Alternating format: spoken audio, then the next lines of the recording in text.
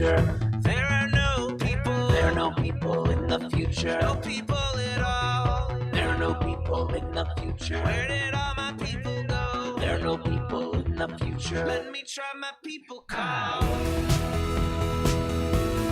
Where are all my people?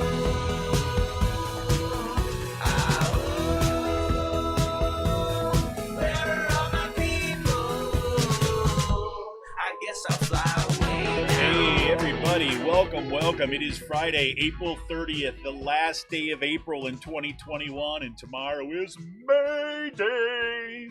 International Workers' Day, everybody. Welcome, Raging Chicken's Out to Coop podcast. This is Kevin Mahoney, editor and founder of Raging Chicken Press. Each week, I talk to shitposter Von Moderna of the deck, Sean Kitchen, about the good, the bad, and the ugly in state and national politics. Yes, we are streaming live on our YouTube channel. Welcome, everybody, over on our YouTube channel. I see that once again, we're having a little bit of a sound issue right now. Hopefully, that is going to pop back up in a second. But while you're over there on our YouTube channel, make sure to don't forget to smash that subscribe button, like the stream, and hit the bell so you know that every time that we go live. Oh, yes. On today's show, we've got a good one for you, everybody. We've got a good one, yes, indeed. Ahead of his 100th day in office, Joe Biden addressed a joint session of Congress to lay out, yes, another ambitious policy agenda in his American Families Plan. Whew, I gotta tell you, this one is something. As reported in the New York Times, the proposal, quote, the proposal includes $1 trillion in new spending, $800 billion in tax credits, much of which is aimed at expanding access to education and childcare.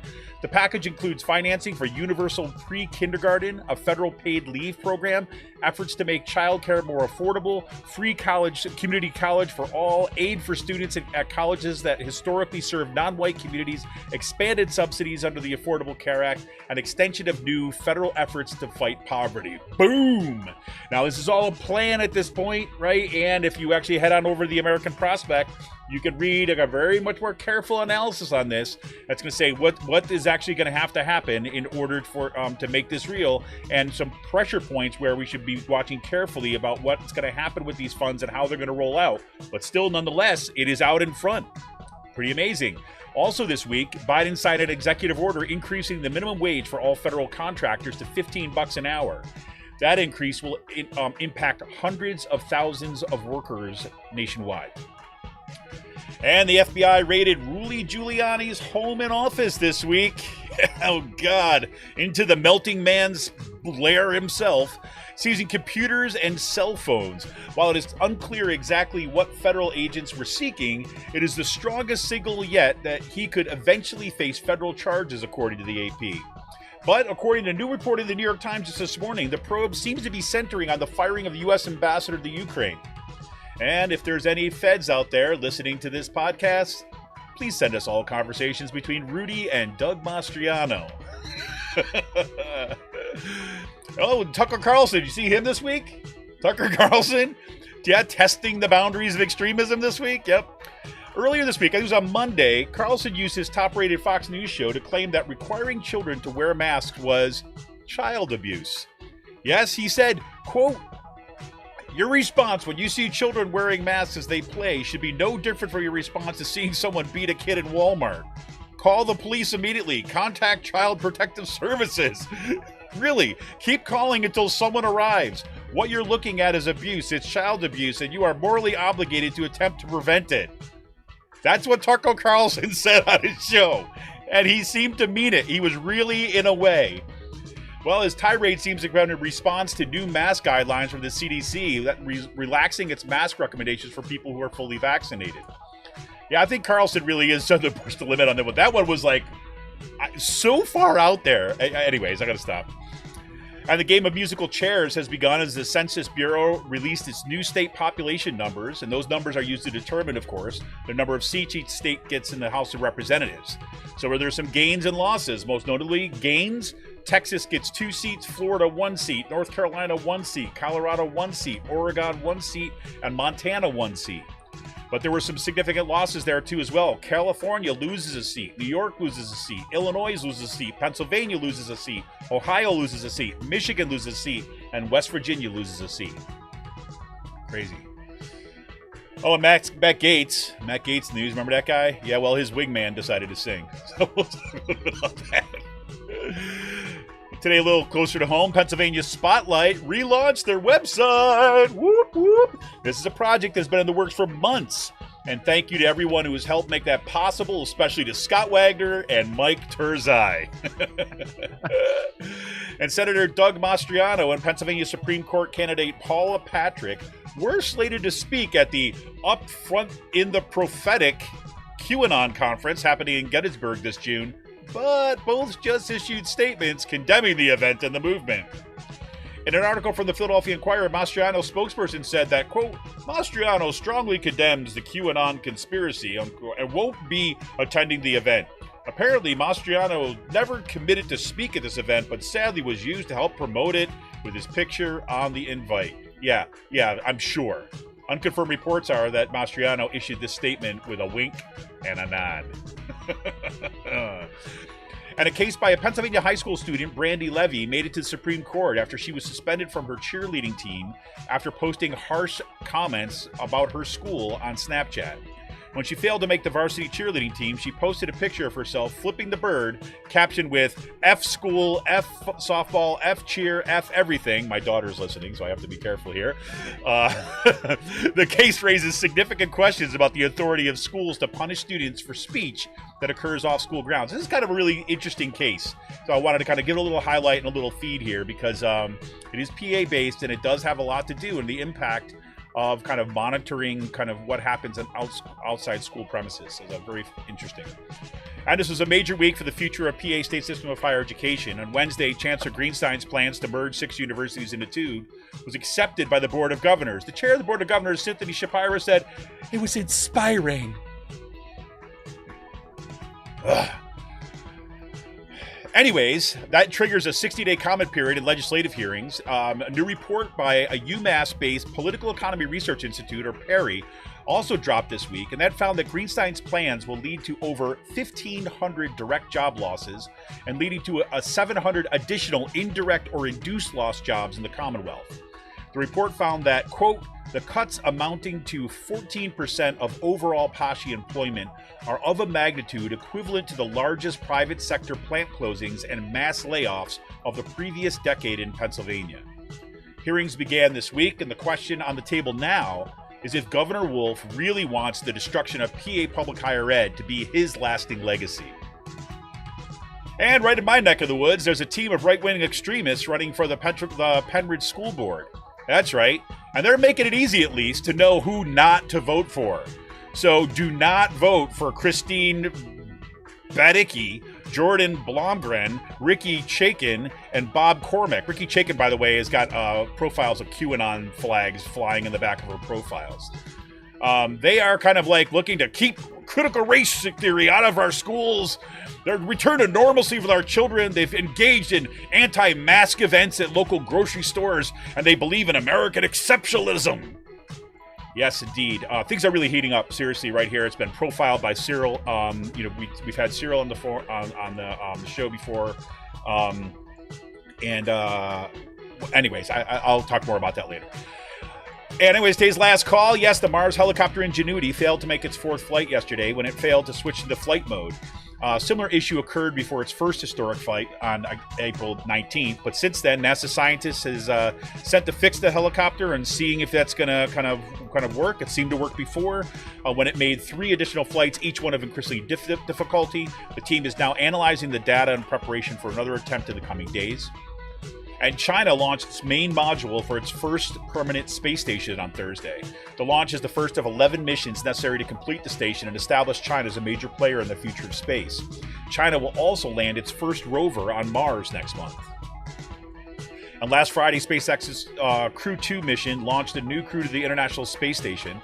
On their way to the space station, a piece of space junk came unexpectedly close to colliding with the capsule. The crew had to redon their spacesuits in the event of a collision. The close encounter brought renewed attention to the growing problem of space debris orbiting the Earth. The 4 astronauts that arrived to the International Space Station through the Crew 1 mission were scheduled to depart the ISS later today, but they were delayed for the second time due to weather. Or maybe they just want a few more days for some sightseeing. I don't know. That would be my guess. And we got some free will releases this week. We got strawberry banana mash. That's a sour ale with strawberry banana and vanilla and milk sugar. And we also got the Long Full Hunt, DDH double IPA brewed with flaked oats and wheat and hopped in the kettle with Mosaic and double dry hopped with Monteca, Idaho Gem, and even more Mosaic in the cryo form. And last weekend, Free Will launched its Sunday sessions. Yes, live music at the brewery. Skylar Love kicked off the season for the first show, and this Sunday, John Valerio will be taking the stage from 1 to 4 p.m. No tickets needed. There will be 19 beers on tap, wine from Penswood, and food by Trey locally sourced. Just as a public service announcement to everybody, too, get your freaking vaccines if you're going to go, and mask up. How about that? Right? All in favor of kind of return of like events, but let's not kind of have a super spreader event here. And I want to remind you to tune into the Rick Smith Show on Free Speech TV this and every Saturday at 7 p.m. Eastern. You can stream the show live at freespeech.org, or you can tune in on the Dish Network, DirecTV, or through the Free Speech TV app on Roku. And make sure to subscribe to Rick's daily podcast on iTunes, Podbean, wherever you get your podcast. And if you haven't already, you must check out the newly launched Sisters of the Night Caucus podcast. You can find it on Anchor, Spotify, iTunes, or again, wherever you get your podcast. Their guest this past week was Shavanya Corbin Johnson, the political director of the PA Democratic Party. Oh, man, I tell you, the amazing PA women stirring the cauldron behind this podcast rock the house, and they know where the bodies are buried. Spooky, right? Make sure to follow them on Twitter, @The Night Caucus. That's Twitter, @The Night Caucus. And this coming week, this Monday on Out the Coop Live, I welcome Melissa Troutman and Joshua Boaz Prabanik, directors of the new Rights of Nature documentary, The Invisible Hand. Invisible Hand focuses on the global movement of rights of nature, starting with Grant Township, Pennsylvania, which became the first community in the United States that attempted to defend an ecosystem in court by using the rights of nature to stop a fracking waste injection well from being built in its watershed. I'm really, really looking forward to that conversation coming forward.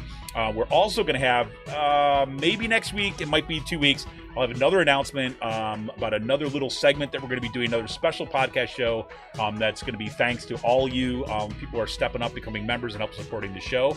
And with that, I'd like to welcome our newest patron, Steve. Steve! Thank you, Steve, for becoming a patron at the $5 a month level. Steve did it, and so can you. Yes, that's right. You can help kind of like become, a kind of supporter of Raging Chicken. We'll go to, patreon.com/RCPress and become a patron today. Attention gamers, check out the Game Inn for all your gaming needs. The Game Inn is a Quakertown-based black family-owned gaming store. Got everything you can imagine, from retro N64s to the latest consoles. Video games, all platforms, large collection of collectibles. Kids get a discount with every A on the report card. Check them out on their Facebook page at The Game Inn. That's with 2 N's. Follow them on Twitter at The Game Inn, 2 N's. And got a question about a game, looking for something hard to get, shoot them a message or drop them an email at thegameinpa@gmail.com.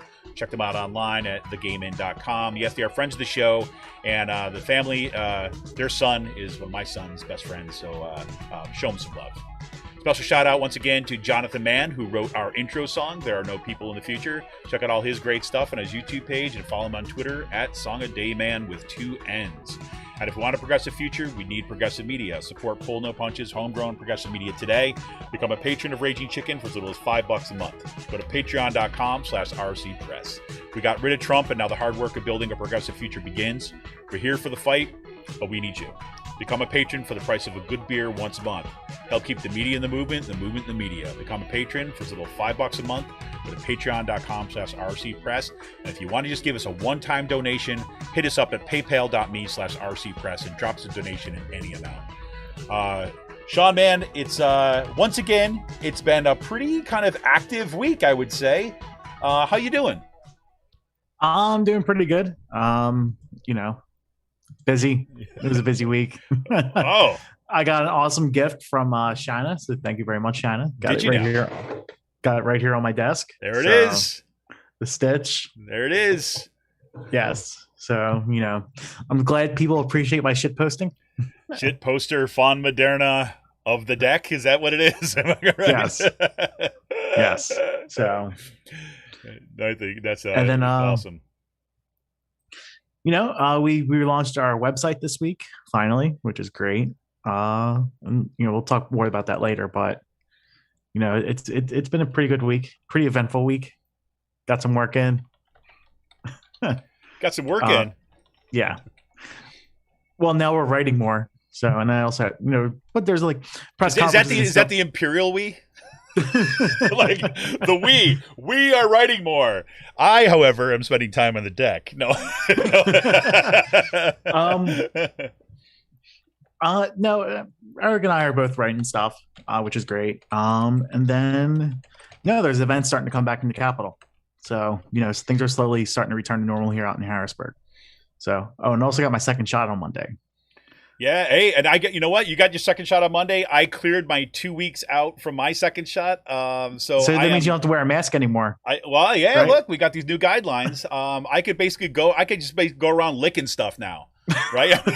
It's basically how it goes. I can lick people, I can lick cars, everything. Just like you just can do it. Hang out with your school board. Totally. I can cough on anybody I want to. Right? It's gonna be great. No, but seriously, it does. There is a certain degree of relief that I have. I mean, I'm a week out, and I'm not gonna say. A week out from my second shot. Or just about 5 days, but it's still pretty effective with just the first shot. I'm not gonna say I've been the most stringent with this over the past few weeks, but it's a relief knowing that I'm finally vaccinated. Which is something I didn't think we would get to this point 2 or 3 months ago. Yeah, the speed at which we're doing it, is kind of remarkable, kind of stunning. And yeah, it's just it's getting there. So yeah, I didn't really. Go ahead. Go ahead. I was gonna say I didn't really have any side effects from the second shot either, which was pretty good. That's good. What's that? I just had a sore arm for an evening and fell asleep early, and that was pretty much it. That's great. I had some mild stuff like the day after. You had the Moderna, right? I had the Pfizer. I had the following day, it was just kind of out of it, right? It was more really bad when I had allergies really bad in the fall. That's what way it felt. And the only thing that was different is I had kind of lymph nodes under my arms for for a few days afterwards, which was noticeable, but not, a problem. That's it. And I'm happy. But, look, I'm not giving up the mask yet. So let's be clear, I'm not kind of I plugged this in the at top of the show about Free Wills having their new their open music sessions and things like this. I'm not clear. I didn't look closely enough. I'll get to it by the time we get into today's last call about whether they're going to be inside or outside. But I personally would not feel comfortable at all going to an indoor event like that at this point. I'm waiting for the concerts. I can't wait till they fucking come back.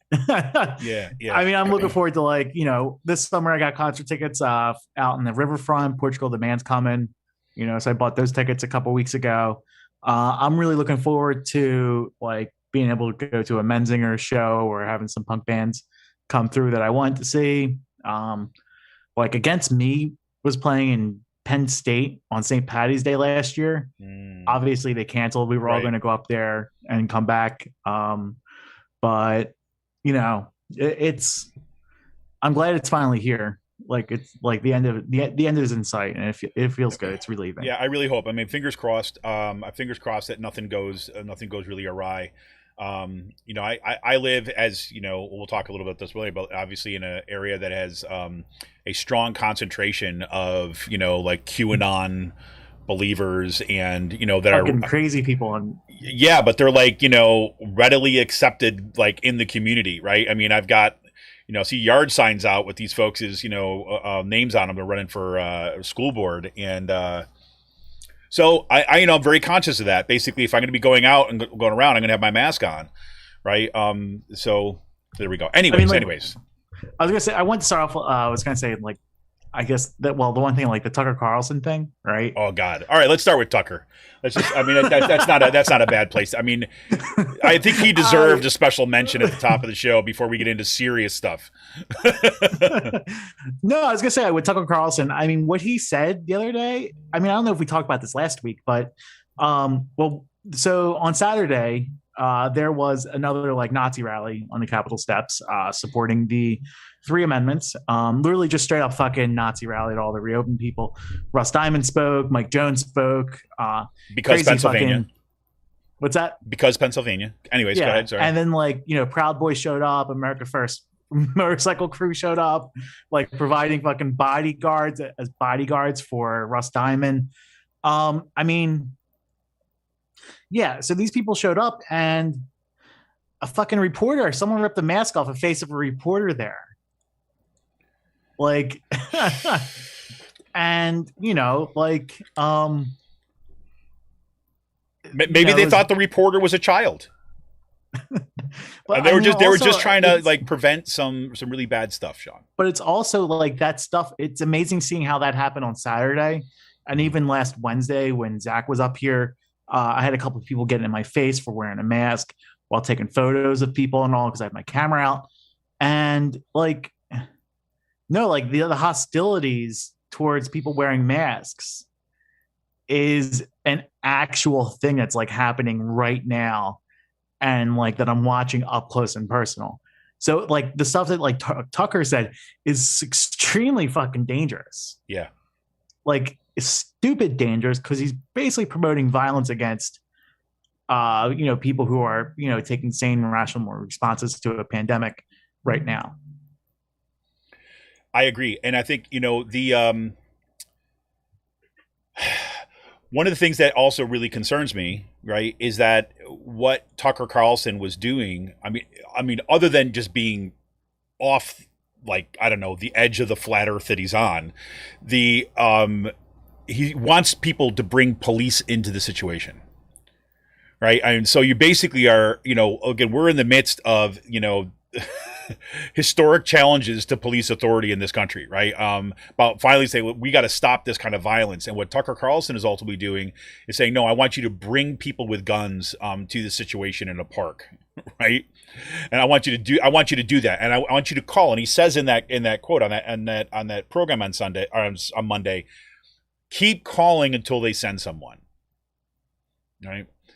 And I live in one of these areas, which I guarantee you that when they walk by, my daughter is out there doing a soccer practice and some of the girls have their masks on the sidelines,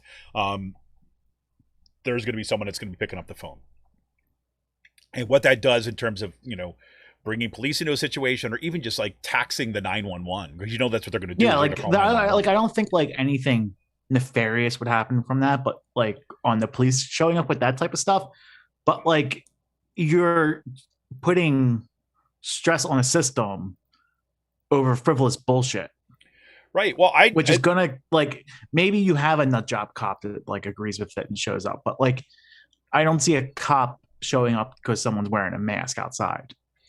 No, but what if it gets to that point where someone said, okay, fine, I'll just stop by, like, so this person shuts up and they go there. And now let's say that's that neighborhood that they're getting called to is like in African-American neighborhood. And you got some like Yahoo QAnon supporting white cops showing up from that situation. And the family gets notably pissed. What happens from that scenario? I mean, how many times have we seen that play out?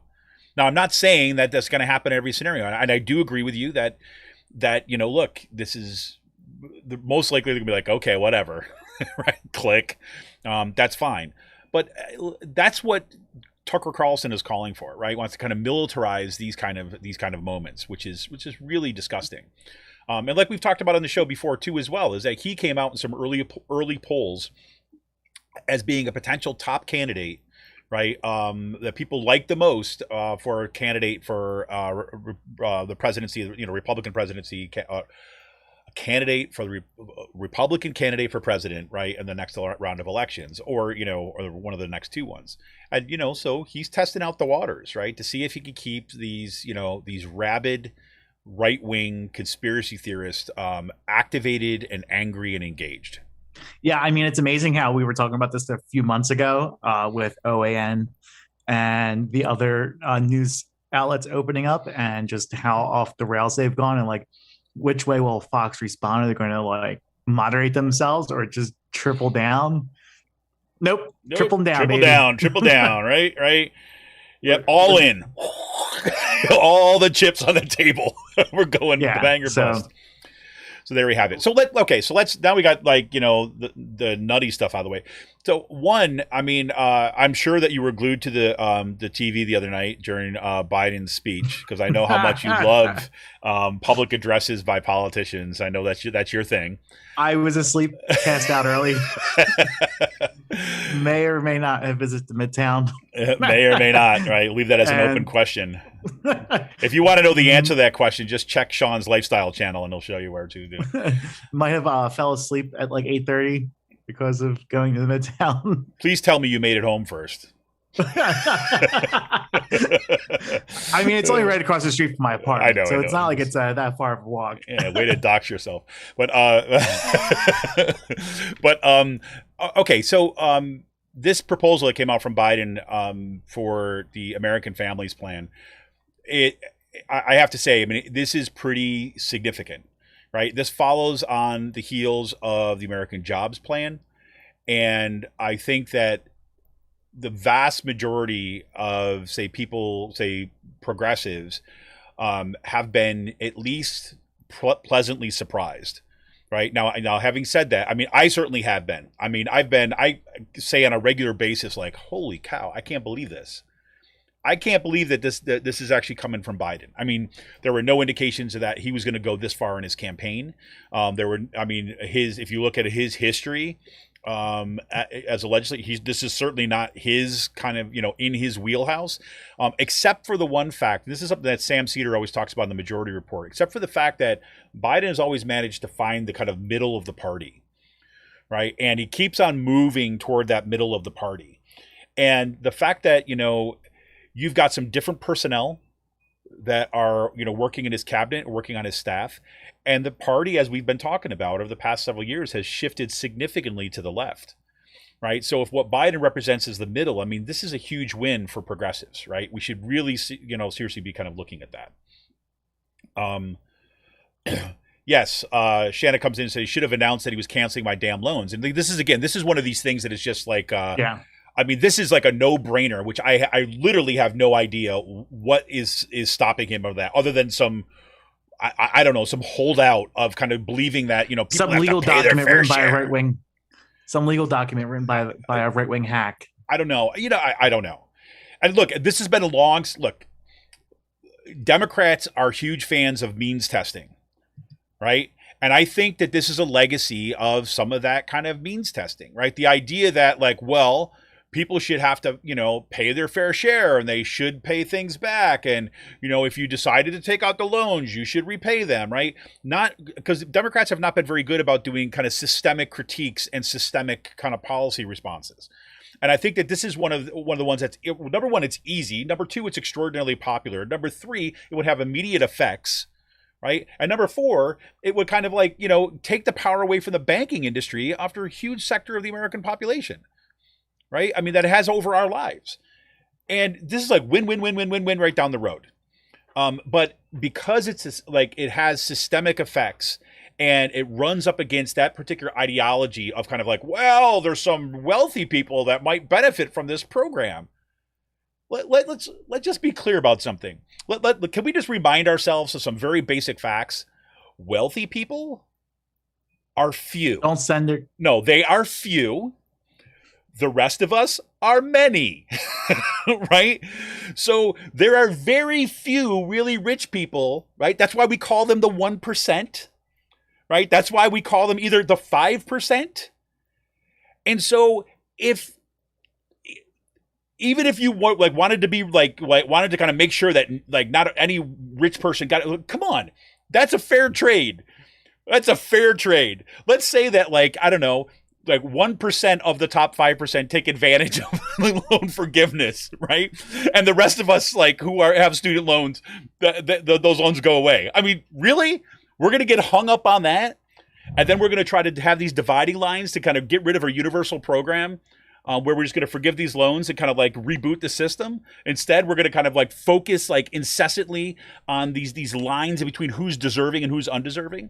And also because of like gentrification in some major cities like Seattle, New York, Los Angeles, like $100,000 is not even a fucking livable wage No, I mean, exactly. I mean, you can get by with it, but it's not like it's like the same power it has like in a more rural area or places with lower cost of living. Like, yeah, and that's just the thing that like gets me with this. Like, It's I mean it's great, but let's say that's definitely a failing, right?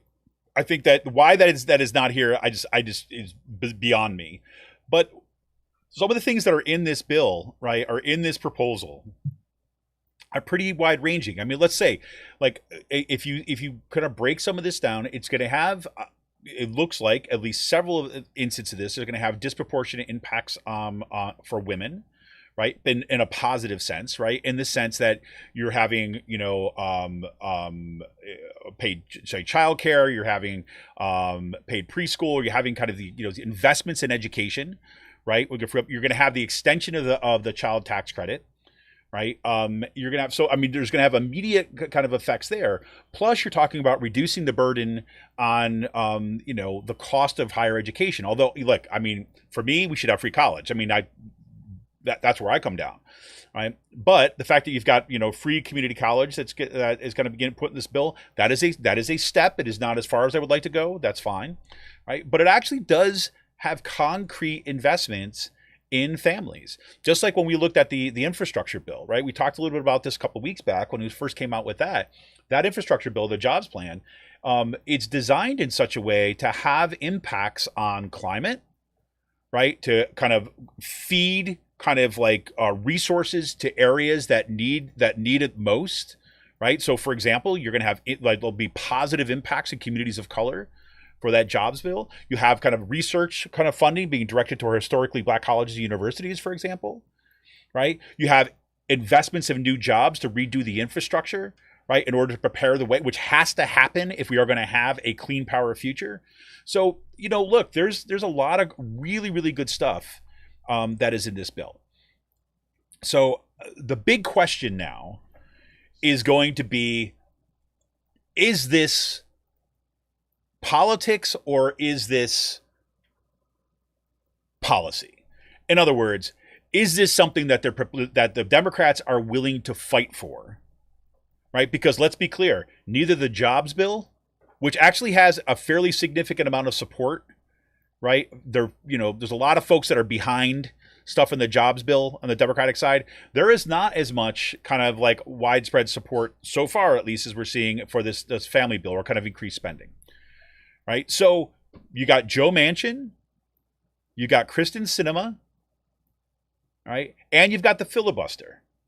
So none of this stuff goes anywhere, right? Unless there's going to be either you get rid of the filibuster, right? Number one, right? And number two, pressure has got to be put on Joe Manchin, Kristen Sinema, and those folks are going to be that want to kind of be the kingmakers here. And frankly, I think that we might find out that Kristen Sinema might be the harder sell on this, because I think there's an easy pathway here to get kind of buy-in from Joe Manchin, and that is that for that jobs bill, say, look, Manchin, you want the kind of the future industries of the kind of a clean power future to be located in West Virginia, then you need to guarantee the vote on the families bill, right? On the family plan. And we need your vote there. Kristen Sinema, I think, is in a bit of a different kind of. I think position. Sinema is just in it for, like, I think I'm not even gonna say like in it for herself. Mm-hmm. I think she's just in it to fuck things up. Like, I really think like she thinks she has this brand and this appearance because of the way she dresses on the Senate floor, that she can get away with fucking with people's lives.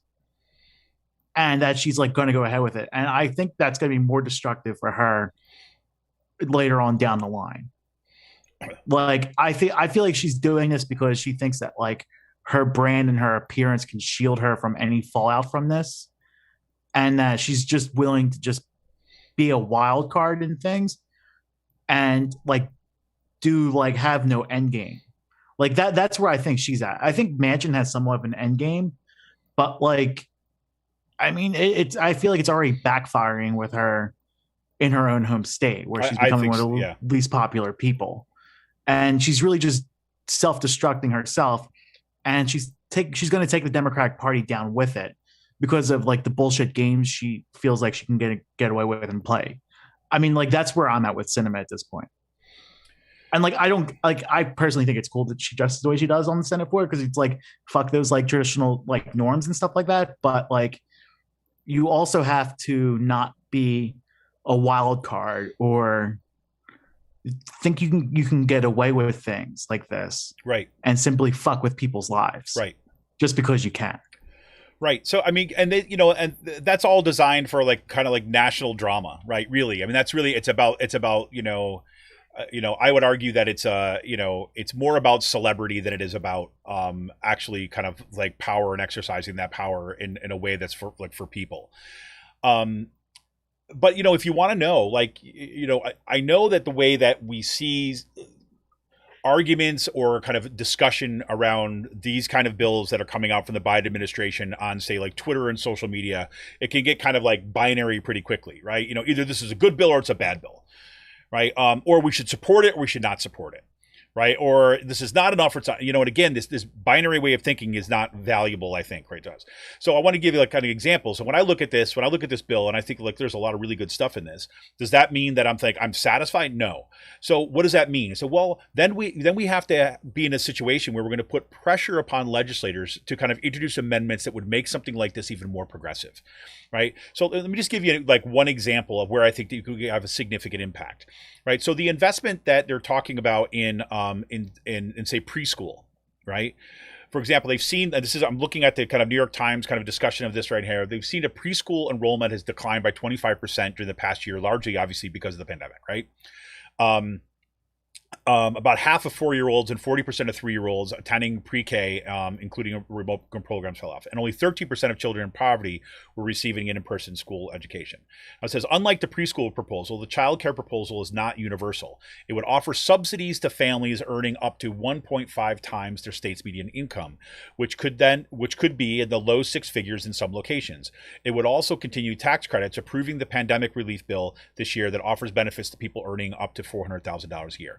Okay, so now you've got like a preschool program that is universal, although there's this little pay for that's in there. And then you've got, so you got preschool, okay, great. But now you got childcare, which is going to ask them to kind of pay more money, right? Which is, these things they're not on the same page. So where you push is like, no, let's make like childcare universal, like they did in New York City, right? They do like pre-K, universal pre-K, and let's like make sure that everybody has kind of that for free, and let's make sure that childcare is also available for everybody, right? And not just up to 1.5% of their earnings. So we can actually push this out, right? It's a way of basically saying, yes, okay, we like what you've got here about the idea about kind of universal pre-K. Let's make it free for everybody. Right, let's just take that off the table. We were talking about childcare. Let's talk about subsidies that are going to help kind of for the long term. And there's some in there with the child tax credit, like for example. Same thing goes on. Well, the more that we can push for these programs to become universally available for everybody, I think the more that it benefits everybody. And it actually helps progressives win, right? Because these programs are extraordinarily popular. Once you start means testing everything, once you said that, okay, I make, let's say I make $100,000, my neighbor makes $110,000, like I qualify for this program, my neighbor does not, right? Once you start doing that, you're building up resentments, right? You're basically having a line, and that is precisely what the right plays on. This is why universal programs work. When this mean-tested garbage, one, it frustrates the hell out of people because it creates layers and layers and layers of bureaucracy that start getting in your lives, right? And it kind of, pits people against each other. Right, people who might be, I mean, even you saw in the last relief package, we had the kind of the cap at $75,000, right? The other ones you see programs that kind of stop like in here, like 1.5% of the poverty line. Well, what if you're 1.6% of the poverty line? Then you don't qualify for the subsidies, right? I mean, this stuff is deeply, deeply problematic, but like, good start. So the question is that where do we need to be in, and what do we have to do in order to kind of push our legislators to basically make this more universal? And number two, really have a plan, an organizing plan for dealing with the fact that Joe Manchin, Kristen Sinema, and a handful of the Democrats are not necessarily on board yet. They need to have that pressure put on them. And on the second line, the filibuster is going to stand in the way of some of this stuff. Now, both the family plan and the jobs plan have the potential to go through reconciliation because a lot of it does affect the budget. But that's it. Voting Rights Act, no. Right? So we need to do that. Anyways, so that was a big week, I got to say. And the fact that to cap that off too as well by coming out basically saying through an executive order that you're going to kind of increase the minimum wage for all federal contractors to $15 an hour is pretty significant. So I would say it's been a good week for working families this week, Sean. Yeah, I mean, I feel like the minimum wage, as it's a good thing. I think it's more performative. You know, if Biden would have really cared about the $15 minimum wage, he should have. They should push it through reconciliation. Oh, I agree 100%. Right? I mean, Like, 100%. But let's take the win where we got it. Right? I mean, the thing is, I agree with that 100%. Right? I think that he did say right in the speech we need to raise the minimum wage to $15 an hour. But then the question is exactly where is it in the bill? Why is it not there? And where's the legislation? Right. And I think that Biden is kind of getting around this by basically saying, yes, let's raise it to minimum wage. I will sign it when it comes to my desk. But there hasn't been a strong commitment to end the filibuster and or a strategy to kind of deal with people like, Manchin and Sinema and stuff. Yeah. So, I mean, that's all I got. Yeah. I guess in other news, Yeah. Rudy. Rudy's melting. Okay. So, I mean, I was in the Capitol all day Wednesday and working and getting shit done between going to different press conferences, writing up stuff for the PASHI or the AppScuff press conference, and didn't realize that Rudy Giuliani had his house raided until 9:00 at night. Talk about that flew under the radar for me, but I guess it looks like he's going to jail. I mean, from watching some YouTube clips, it seems like they have enough to indict him right now if they wanted to. Yeah, I think the game right now is that they're trying to figure out if he'll flip. I mean, that's what they're doing. I mean, this is how they work. The mental competency to flip. Well, that would be my read. I mean, I agree with you. I saw some reporting on this, basically. Oh, you're seeing now they think that Giuliani is going to. I'm like, really? I mean, in what world does Giuliani flip? I mean, and if he did flip, right? Can you really count on anything that's coming out of the guy's mouth? Yeah. No. I mean, really. I think we've seen enough of Rudy Giuliani over the past 5 or 6 months, going back to the Four Seasons landscaping company, to realize that he's not really playing with a full deck of cards. Can I just say that happens to be one of my most favorite moments of the campaign? I still have to be that is one of the best. I absolutely wish I was there for that. Oh my God. I would that's something Roxbury and I would just be fucking laughing at the whole entire time. Just I mean, there's things that happen in Harrisburg where you just can't stop laughing at these people. That would just be one of those press conferences. You're in the meeting and you're trying to not laugh, but dude, I'd be catching flies the whole time. I'd be like, what? Yeah. I mean, there was a time I showed up to a press conference with Doug Mastriano and Kathy Barnett, who is just batshit crazy. Barnett is just absolutely insane down in Montgomery County. And it was the pro-life press conference, or the heartbeat bill one. And they just packed it with all these religious people. It should have been a warning then. This was October of 2019. Yeah. And I ate a whole entire fucking brownie beforehand. Betty Crocker? What's that? Betty Crocker? Yeah. More like Betty Potter. But, yeah. But no, I had to go to a climate change hearing with just the worst climate deniers in the country. I remember this, man. And just I remember just walking into the press conference afterwards, and at that point, I'm just flying. And I just look at everything and I just can't stop laughing. Of just how fucking insane it was. It would probably be on that type of level. I literally had to put my fist in my mouth. I was biting down on my knuckles. And a couple of the reporters Mysek and Roxbury just looking at me what the fuck are you doing? Yeah. But yeah, Crazy. like that's just that. I mean, that's just like the type of stuff. I mean, I would have loved to have been at the Four Seasons. Oh my You God, see, yeah. Four Seasons put out a statement No. this week. They said something on social media, said no, we did not get rated.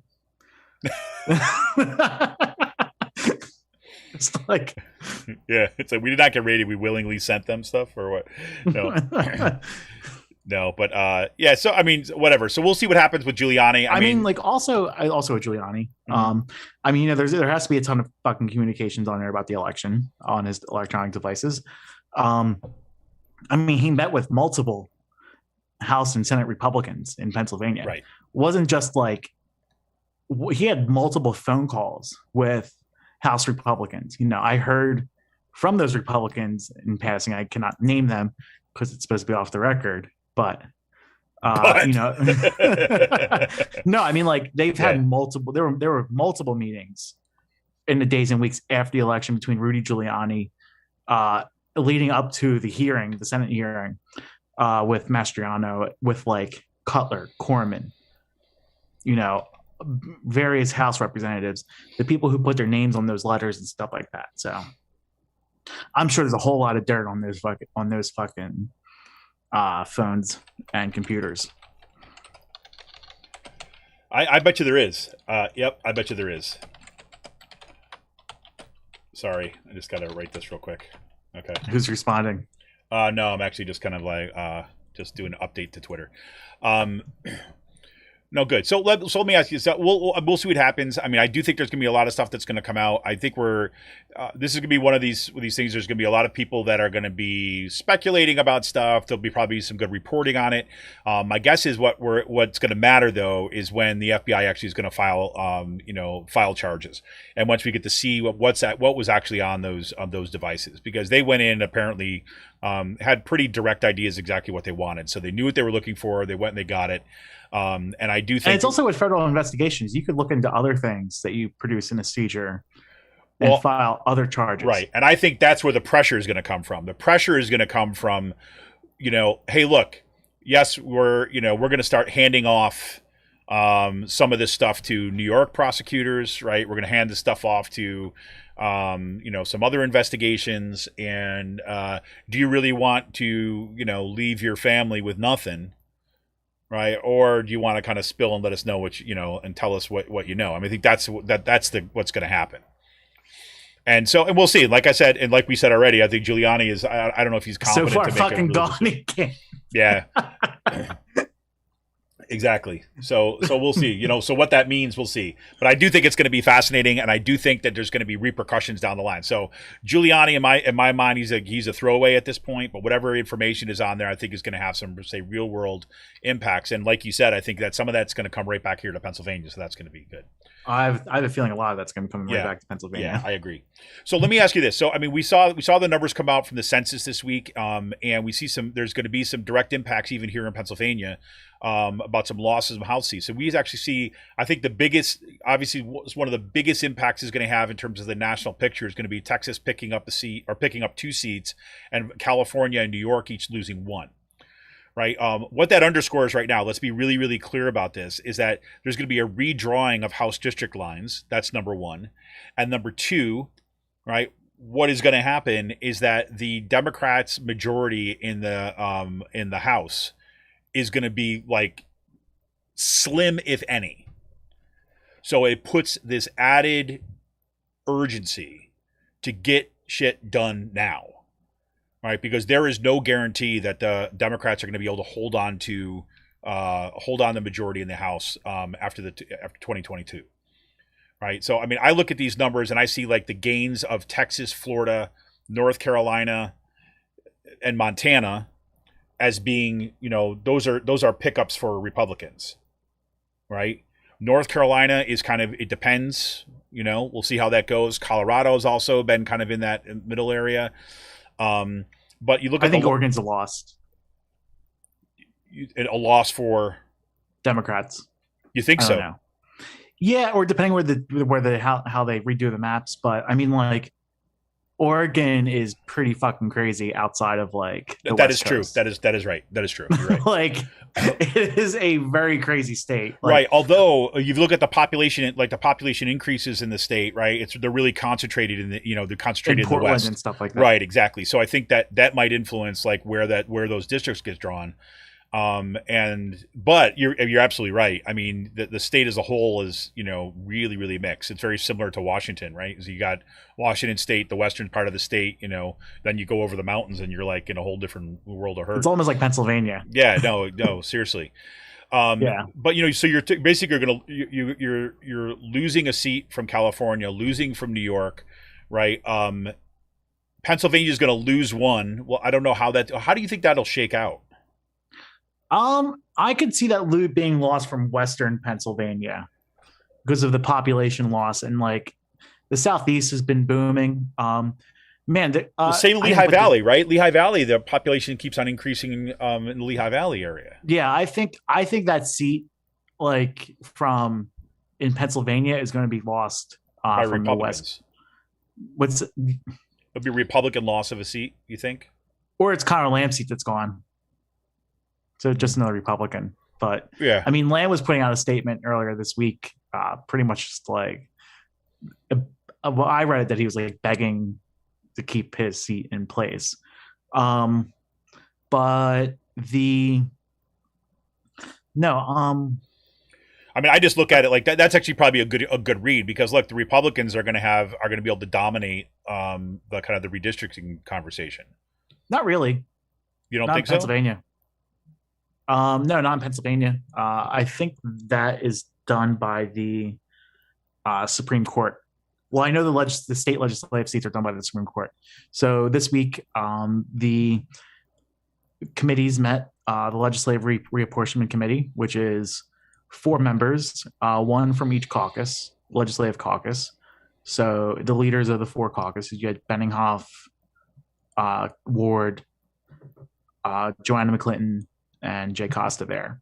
So like they were interviewing candidates today this week for a 5th person is how the process works. And since they never agree, it's always a tie-breaking. It's always tied on who they choose. Right. The Supreme Court jumps in and picks who is going to be on the seat. So okay, since it's controlled by Democrats, the state maps will be drawn by a 3-2 LRC in favor of the Democrats. I think the congressional maps have to go through the committee process and all that from both committees. But if they really draw some like horrifically like gerrymandered maps, Wolf will veto them, and then the Supreme Court will also draw those maps. Yeah. Well, so we'll see. Well, I mean, that's how I think that's how it should shake out with the congressional stuff. Well, that's good. I mean, your point about Connor Lamb's seat is a good one, though. Because like you could see some lines being drawn that in ways that are not unreasonable, right? But that would basically be a loss, like a democratic loss in the West. I mean, like I could see Scott Perry's seat get drawn out into something different. Oh, that'd be nice. I mean, we can hope, but I mean, theoretically, the districts are going to get bigger, or they should. But like this one might get drawn out a little bit more, so we'll see. Yeah, we'll see. Well, cool. And last, before we go to a break today, Matt Gaetz, man, he just won't get out of the news. Like I was watching the Goodfellas scene when they were playing Layla this morning. That's pretty much like what I think's going on. The bodies are just turning up at this point with Gaetz and Giuliani. Like, I can't wait for Roger Stone to get back to fucking jail at this point. Like, great. Well, so what did Matt Gaetz's wingman say? Basically, that Gaetz had paid to have sex. That he and Gaetz paid to have sex with a 17-year-old. Just wanted to put a nice fine point on that. And other women, like right. Yeah, so like, I mean, they say, yeah, no, he's lying. Yeah, we did that. Yeah, we did that. So yeah. I mean, it's horrible crime. It is, pretty perverted, and he should definitely go to jail for it. So not trying to, downplay what Gaetz did, but no, it just makes it more likely that he's going to he's going to pay for what he did. I mean, that's what it comes down to, right? I mean, it comes down to that. Yeah. And like, so like you can squirm all you want, little frat boy, but you're going to be. You know what's fucking hilarious about this Gates thing? Gates' spokesperson that he hired is Harlan Hill. So Harlan Hill, I think now we definitely met him once at one of the progressive summits here in Harrisburg. Harlan Hill. Name sounds so familiar. Harlan Hill was the guy who said he was going to bring an army of people into Philadelphia during the vote counts. Oh, the bow tie dude or something like this. Right? Yeah, the bow tie guy. Yeah. He's said some really horrific shit. But we met Harlan Hill at like the 2013 or 2014 Dan Leach's party because he was working for Beth Becker at the time. So like Beth Becker was running a Democratic comm shop that that has like Republicans and Democrats working for there. So I'm gonna be looking through my my business cards to see if I have Harlan Hill's like original business card. Awesome. That's awesome. Like that. That's awesome. Well, I think we're going to close out the segment with probably the best comment that kind of puts the finest point possibly on this. Shanna says in the chat, says, yep, Matt Gaetz, he's going to pay for it, but not on Venmo this time. With that, we're going to go to break, and we're going to come back with a PA Focus. This is Kevin Mahoney, editor and founder of Raging Chicken.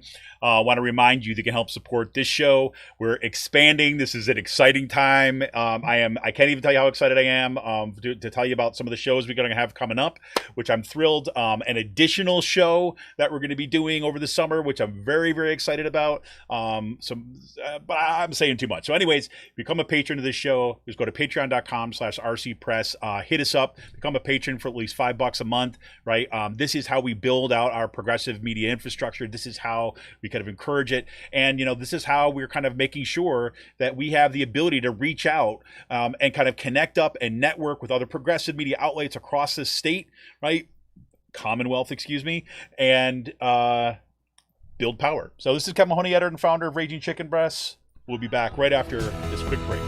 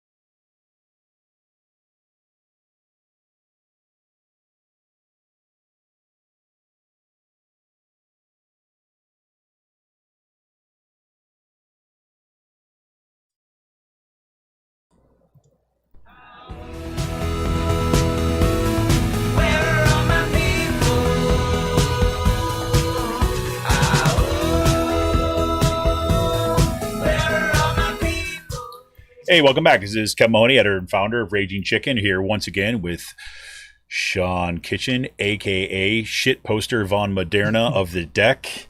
Yes, indeed. He's right here.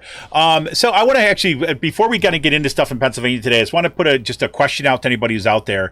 Anybody who has worked in OBS, worked with OBS, that's the open broadcasting software we use to kind of stream the show, or kind of worked on soundboards or music or things like this. If you want to hit me up at ragingchickenpress@gmail.com, and would be willing to just kind of like let me ask you some questions. Here at the beginning of the show today, we have this persistent issue where when we're given the intro, we have the music intro comes in, the music starts to fade, and then I'm starting to talk over that, and at some point the levels just drop off, and then they come back. And I've tried to mess around with the filters. I've tried to kind of, take off compressor settings and things like this, and it keeps on coming back. So if anybody has any ideas, be willing to talk me through some of that stuff, please let me know, and hit me up at ragingchickenpress@gmail.com. I'd appreciate it. So anyways, so back here in Pennsylvania, it's once again, it's been a relatively interesting week, I would say, with some big announcements right at the beginning of the week. Yes, biggest news of the week, if you ask me. No, we at Pennsylvania Spotlight have relaunched our website. We rebranded it a little bit. We are going to be going more into progressive media reporting, continue our watchdog reporting, analysis on the right wing right here in Pennsylvania. And yeah, the awesome people over at Commonwealth Communications, where JJ Abbott works, the former governor spokesperson. His organization redid the website for us. It looks really nice. I think it looks a lot better than the previous website. Mm-hmm. Yeah, I would agree. No, and we had Malcolm Kenyatta do an op-ed for us on the PRO Act on our launch date. We're looking to build this out. It's going to be fun. It's going to be like a next chapter in the organization, and it's going to be fun to see where this goes over the next couple of years. It's good. I think it's sharp. I like the color scheme on it. I like the, it has a little bit more boomph to it. So kudos to all the folks who worked on that too as well. I think the crop we use, not the crop, the template we use is very similar to the template that Spotlight PA uses. So Spotlight PA. Who's that? Some other group in the state, interlopers that decided to try to take our name. No, they're Spotlight PA is doing really good work. Yeah. I know Angela Columbus really well from the Capitol, so she's definitely like one of my favorite reporters up there. And I love what they're doing and the different work they're doing. So they've got some great people. And we're the originals, the OG. Yeah, the OGs, exactly. Can I just say that's got to probably be one of the most unfortunate mess ups. I mean, maybe not for you. It probably drives you guys a ton of traffic, but it's really, it's like if you got millions of possible combinations of what to do in order to kind of like distinguish yourself as kind of reporting and things like, and then we see that happen, and it's like, I thought that was so unfortunate. And I think it's great. Well, it's great for us because people think like we're putting out these reports all the time on Twitter, so we have fun with it. Rosso has a lot of fun with that stuff when responding. That's not us. You got to be thanking them over there. So, but. I think it's just like one of the funnier things that happened. They got a grant from the Spotlight Foundation from the Boston Globe, and that's why they're called Spotlight PA. Yeah. So, but no, I mean, we had the name first, so there you go. So, not giving that up. And also, I mean, we've built a really good brand even before the Spotlight PA. Oh no, totally. I mean, that's what I mean. Yeah, exactly. So I mean, definitely not giving up the brand on that. I want to say special thanks to Scott Wagner and Mike Terzai, who, their blow-ups in public really helped us out along the way. It's been fun watching, where we've gone from the Wagner meltdown a couple years ago underneath the billboard. Never will forget that. And then, also getting catching Terzai screaming at a retired teacher is one of the things that is also one of the funnier things I think we've pulled off over the past couple of years, because it was totally unprompted. Pretty much just a couple teachers, Laurie Lebo from PSEA threw a question out there, and Terzai just took the bait and decided to implode on a retired school teacher. Just beautiful. It's beautiful. It's like all the memories. It's absolutely wonderful. It's been really good. I mean, look, you guys, the work that you're doing over there is just fantastic. And it's look, I mean, this is the kind of media work, this is the kind of research work that is absolutely essential for any kind of movement to be effective. I mean, if you look at, I do this stuff in my academic work too as well. And when we look at, I teach this class we're looking at in the fall, for example, it's called New Media Story Change, and looking at kind of the roles that, say, storytelling and things like this play in social movements. But as part of that, you're looking at like the history of social movements in media, is that they're, like activist media, progressive research kind of organizations or groups have been essential as kind of like partners in that, in that movement. And, a lot of times they grow out of the movements, which is very much, kind of what we see with you all, with kind of a lot of other, podcasts like this one that have kind of grown up. So it's just phenomenal to see this. And the fact that you're able to kind of actually, have a resourced institution of doing this, so everybody's not doing this just on the fly as a second or third job, is even the better. So yeah, kudos. I mean, last year, even like before all this started, I mean, the stuff that we've been able to pull off, like you never would have expected me to say, yeah, we got a candidate like Scott Wagner to like freak out underneath the billboard. But I mean, that's like the research that like Rosso was doing before I got there. And, Right. Like going through like, it took a week to like literally put that, finish off recording those court cases in the judicial system, which is just like absolutely insane. But I mean, like that work and all, but also even last year, thinking back on it, like I never thought I'd be, watching a coup roll out in slow motion for my work, and be like one of the only, going to the reopen rallies and then going to the election rallies and being like one of the only people. I mean, like literally like Roxbury and I were the only two journalists or writers or gadflies or whatever. Or whatever the hell you call yourselves. No, I mean, like the only two people who tracked this stuff over the past year. Exactly.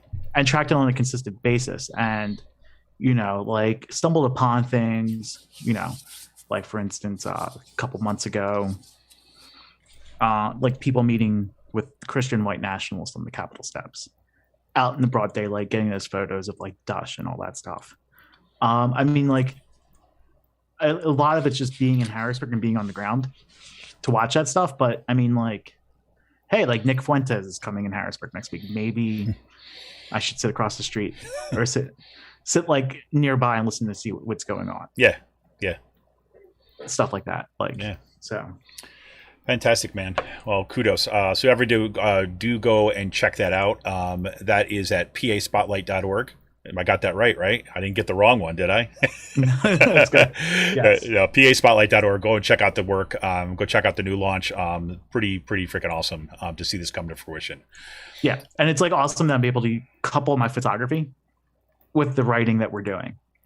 Like Rossa did a really good story this week on UFCW having a press conference, getting legislation introduced to protect meatpacking workers. And so like, just being able to go there with my camera, get the photos of that. Same thing with the Seth Grove press conference. That story was published this week with the voter rights stuff. So no, it's pretty cool. I think we're gonna have a lot of fun with it. Cool. Gotta love it. Awesome. So now that we're kind of like teasing up with the edges of crazy, and the right wing kind of insurrectionist, Doug Mastriano once again is kind of making a name for himself this week. Yes, he is. Doug Mastriano and Supreme Court candidate here in Pennsylvania, Paula Patrick, were invited. I think this is total bullshit on their part. They were invited to speak, or they were, not invited to speak, but their names appeared on a document to show them that they're going to speak at the Upfront in the Prophetic QAnon conference happening in Gettysburg this June. Now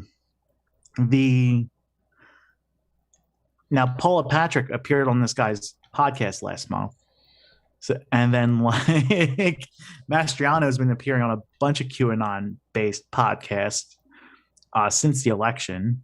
And, they both issued statements denouncing QAnon. I think this is more of a case. They're sorry because they got caught and had to back out because of the political ramifications, because they got caught, versus like, actually going to it. So I think it's complete bullshit that they are denouncing QAnon when they are QAnon conspiracy theorists. There you go. So, I wonder if they'll make a surprise appearance, like accidentally stop by and not realizing what was going on. It is amazing. It's like it's. Yeah, I mean, it's just amazing. I don't know. I don't think this is a signal that QAnon is getting toxic within the Republican Party. I think these people know it's toxic, it's fringe, and they're going forward with it anyway. Yeah, look, they know, like, and anybody who's caught their hands in the cookie jar, right? And like, look, the QAnon people, like, if you're in like, or in QAnon or QAnon associated kind of like organizations or belief systems, you're already used to, like, politicians kind of distancing themselves from you because they do this, and you pick up all these signals. Really, look, they're really on board with us, but they had to do this in order to kind of keep on. They make up all this shit anyways, right? So it's not going to affect. It's not really going to have any significant impact on the kind of the distancing of this stuff, right? And it just happened to be in Gettysburg. Yeah, I mean, come on. I mean, seriously, like 5 minutes away from where Mastriano lives. Exactly. I mean, is it like really? And like, Mastriano talks about Gettysburg in every single fucking address, exactly. Or every speech he does. This is where Giuliani did the hearing at the hotel. Right. This is more like, I get him like calling up, hey, Q, listen, I'm not even going to have even a remote shot of kind of winning the nomination for governor if I come to this event. So I'm going to have to say some things and everything. It's going to be like, it's okay, Doug. You'll be fine. We know you're with us. I mean, it's like, it's like that kind of conversation. And did you see like recently that they recently discovered, or they figured out who the main QAnon proponent was? No, I mean, the people who were running the boards. Well, like the person who started it, they figured out who started. Who started it? The 8chan guy. Oh no, yeah. But they started the board and stuff, right? But I mean, I thought no. He's like the actual Q himself. Oh, there you go. Like, that's beautiful. Like, this reporter was doing an interview and the guy slipped and pretty much like admitted to it, and they had like a nervous laugh, and then the reporter just started laughing like, "Oh my god!" You're like, we figured it out. I'm in the lair. I'm here, and I'm gonna make it out. Okay, end of interview. We'll see you later. It's like, got that on tape when we check it. That's good. Yeah, so that was on like CNN a few weeks ago. But no, I mean, like, yeah, like the QAnon people are fucking insane. Oh my god! Yeah. I mean, this firsthand. Indeed, right here in my own freaking backyard. Right, seriously. But before we get to my own backyard, you want to segue into that? All right, no, okay, let's do it. Let's just do my own backyard. Okay, let's do. I was teasing it for you. I know. It was a good tease. All right, we'll go to it. All right, so the Penn Ridge School District. Now, you remember Cyril Michaleko, right? He's been he's a progressive columnist now for the Bucks County Courier Times and the Intelligencer. He's been on the show. We've been talking about this, and one of the things that he had covered a couple of weeks back was how Turning Point USA, right? This kind of right-wing organization, which we've talked about extensively on this. Charlie Kirk is the kind of the leading guy on this one. They're kind of trying to infiltrate college campuses and kind of do all sorts of stuff. Anyways, they've been making inroads into high schools and junior highs, and of course, right here in my backyard, Penn Ridge School District, they've done just that. Right, they've Turning Point USA has kind of made its way into the school. Now, part of the reason for that is because we have school board members that are, like either QAnon or QAnon adjacent. Right, Joan Cullen is kind of one of the main culprits. Who is when there were students at Penn Ridge who actually walked out of school as part of a strike in support of gun. After the Parkland shootings, they were supportive kind of gun reform, stand up in solidarity with the Parkland students. She came out and basically was calling students Nazis or Marxist and and communist, and that saying horrible things about them on Twitter. Like she was the head of the school board at the time, and she's also kind of like regularly kind of retweets kind of right wing conspiracy theorists, white nationalist stuff, QAnon conspiracy theorists, and so on. Right. Well, and that kind of like is not limited to only Joan Cullen, right? But it's limited, it's kind of expanded, kind of there's a network of these folks, right, kind of right in this area. So we have school board elections coming up, right? And you've got a group of, it's like, oh God, this is just really, this is really disturbing to me, I have to say, right? But so let's wait, let me just get to this. Oh, what did I just do? Okay, I'm sorry. I just accidentally missed. Here we go. So we have this one group of people that are, their names are I hate to pronounce them, Christine Baticki, Jordan Blomgren, Ricky Chaikin, and Bob Cormick. Three of them, those three women at the top of the thing there, they are they have organized kind of anti-masking events in local grocery stores. Have been caught on tape, basically saying that they have medical conditions, so they can't wear a mask. They're, you have the Ricky Chaikin in particular has, she's got her Parler account with her, burning. How many of these people were in DC on the 6th? Well, that's a good question. I know Ricky Chaikin was. I'm not sure about the rest of them. This is. I'm going to talk more to Cyril about this. But these folks are running for the school board, and they're running on this platform, which is kind of, like off the fucking walls. It's like it draws from. Well, it's one of these perfect things. It's the way that I'm these surprised people. It's missing like the 1776 report from Trump. Oh, I'm sure it's there. I mean, they've got a bunch of links. If you go to their webpage or their Facebook page, they've got links to all their platform stuff and kind of responses to it. So right now, really the hot button issue, which is kind of they're taking up, is like trying to keep critical race theory out of our schools. Right. And they have the links to all these kind of quote unquote documentaries, which are produced by these kind of far right kind of like organizations, kind of, and basically fanning the flames of kind of, kind of white fear, white angst, white nationalism and racism as a way to kind of like, prop up their candidacy by saying that, our school is being invaded by people of color. Basically what's going to come here. And we want nothing but, and this goes to one of their other platform things about nothing but American exceptionalism and love of country, right, should be at the priority of our school district. Right. And so those are the two things. And really what they mean by American exceptionalism, love of country means whiteness. Right. And that's why we have to keep out critical race theory. And that's why they say diversity of cultures, background, experience, opinions, perspectives, and thoughts need to be part of it. And what they mean by that is that people like Turning Point USA and other batshit crazy thing needs to be kind of taken seriously within the grounds of schools. That's what they're talking about. And these folks have a very good shot at kind of making it out of the school board. There's a guy literally down the street from me. He's got these huge billboards. He's kind of like a kind of fairly big wig in the Republican Party in Bucks County, in our region, our area, in Penridge area. But he's got big billboards all out for these four, right? Joan Cullen's name is not even on it, right? But these four are, right? And these folks are running. And we've, when we talked to Cyril on this show not too long ago and Out to Coop Live, Cyril Michaleko, he was basically saying, he's like, look, the Bucks County Republican Party, right, has not, gotten rid of these folks. As a matter of fact, Bucks County Republican Party has made alliances with these far-right organizations. This is what these Republican parties are becoming. Well, this is with exactly the machine, disintegrating in the Southeast. Well, yeah, exactly. And this is consistent with the reporting, right? We talked about this either last week or 2 weeks ago, where we saw that most of the people that went to the insurrection were coming from counties where we've seen the biggest demographic shifts, right? And they were not so for these kind of like deep red pockets, like in the middle of nowhere in the center of Pennsylvania where the folks came from.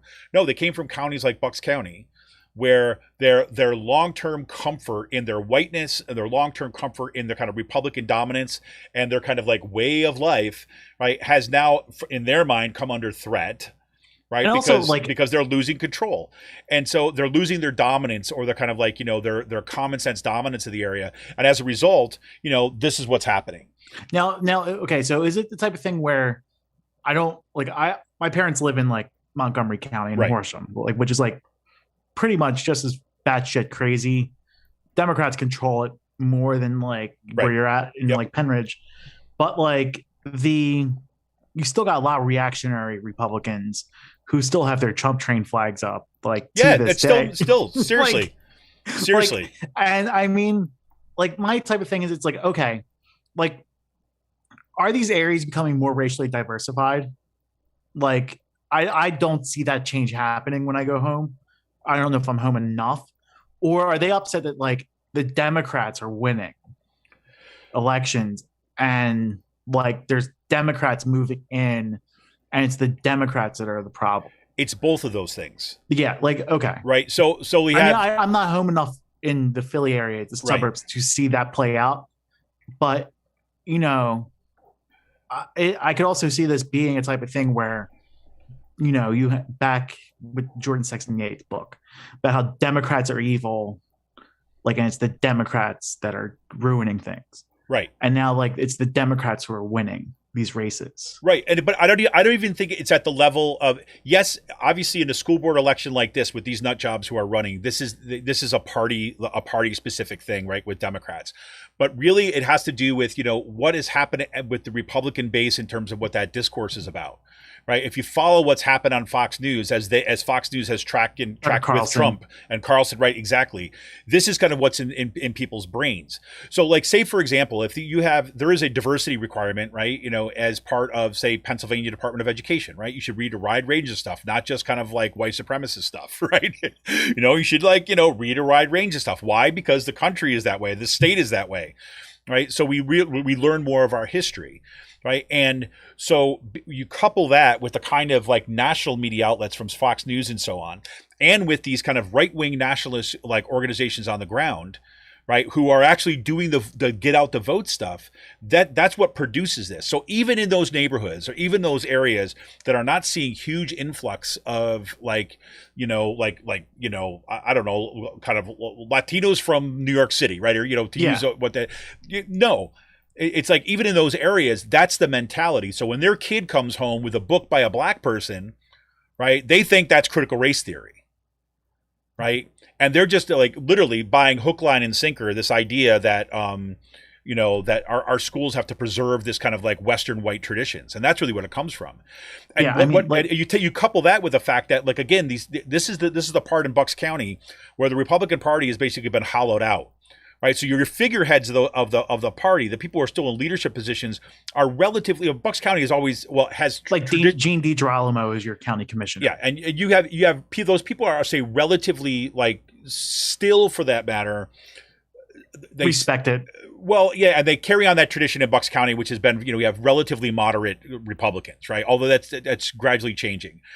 But so those folks still are in positions of leadership, but meanwhile, the base, right, is activated by these kind of right-wing organizations that have been kind of allowed to kind of grow inside the Republican Party. And now they're the ones with the powerhouse get out the vote stuff. Yeah, I mean, like we even in 2018 when I was tracking that Wagner event in Jenkintown, like that had the feeling of being at a fucking Klan rally. Like that, I mean, just like the shit that people were saying in there. There was a couple of like alt-right people sitting right in front of me. This is where I recorded the woman getting called young and naive by Scott Wagner. Like, by hearing the stuff that they were talking about, like the people around me and everything, was just absolutely batshit crazy. Like, you know what I mean?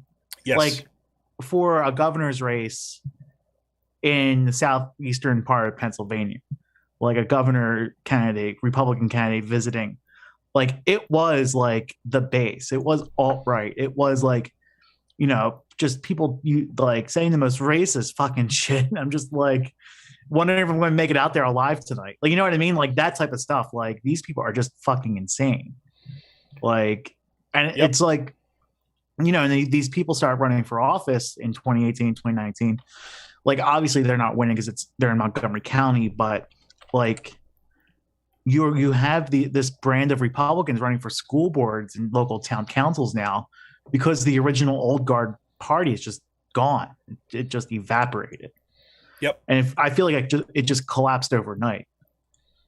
Like, you know what I mean? Yeah. Like, their whole entire infrastructure collapsed. Well, I think that's right. And it's happening. Of holding power in the Southeast. And then now it's just rot. Right.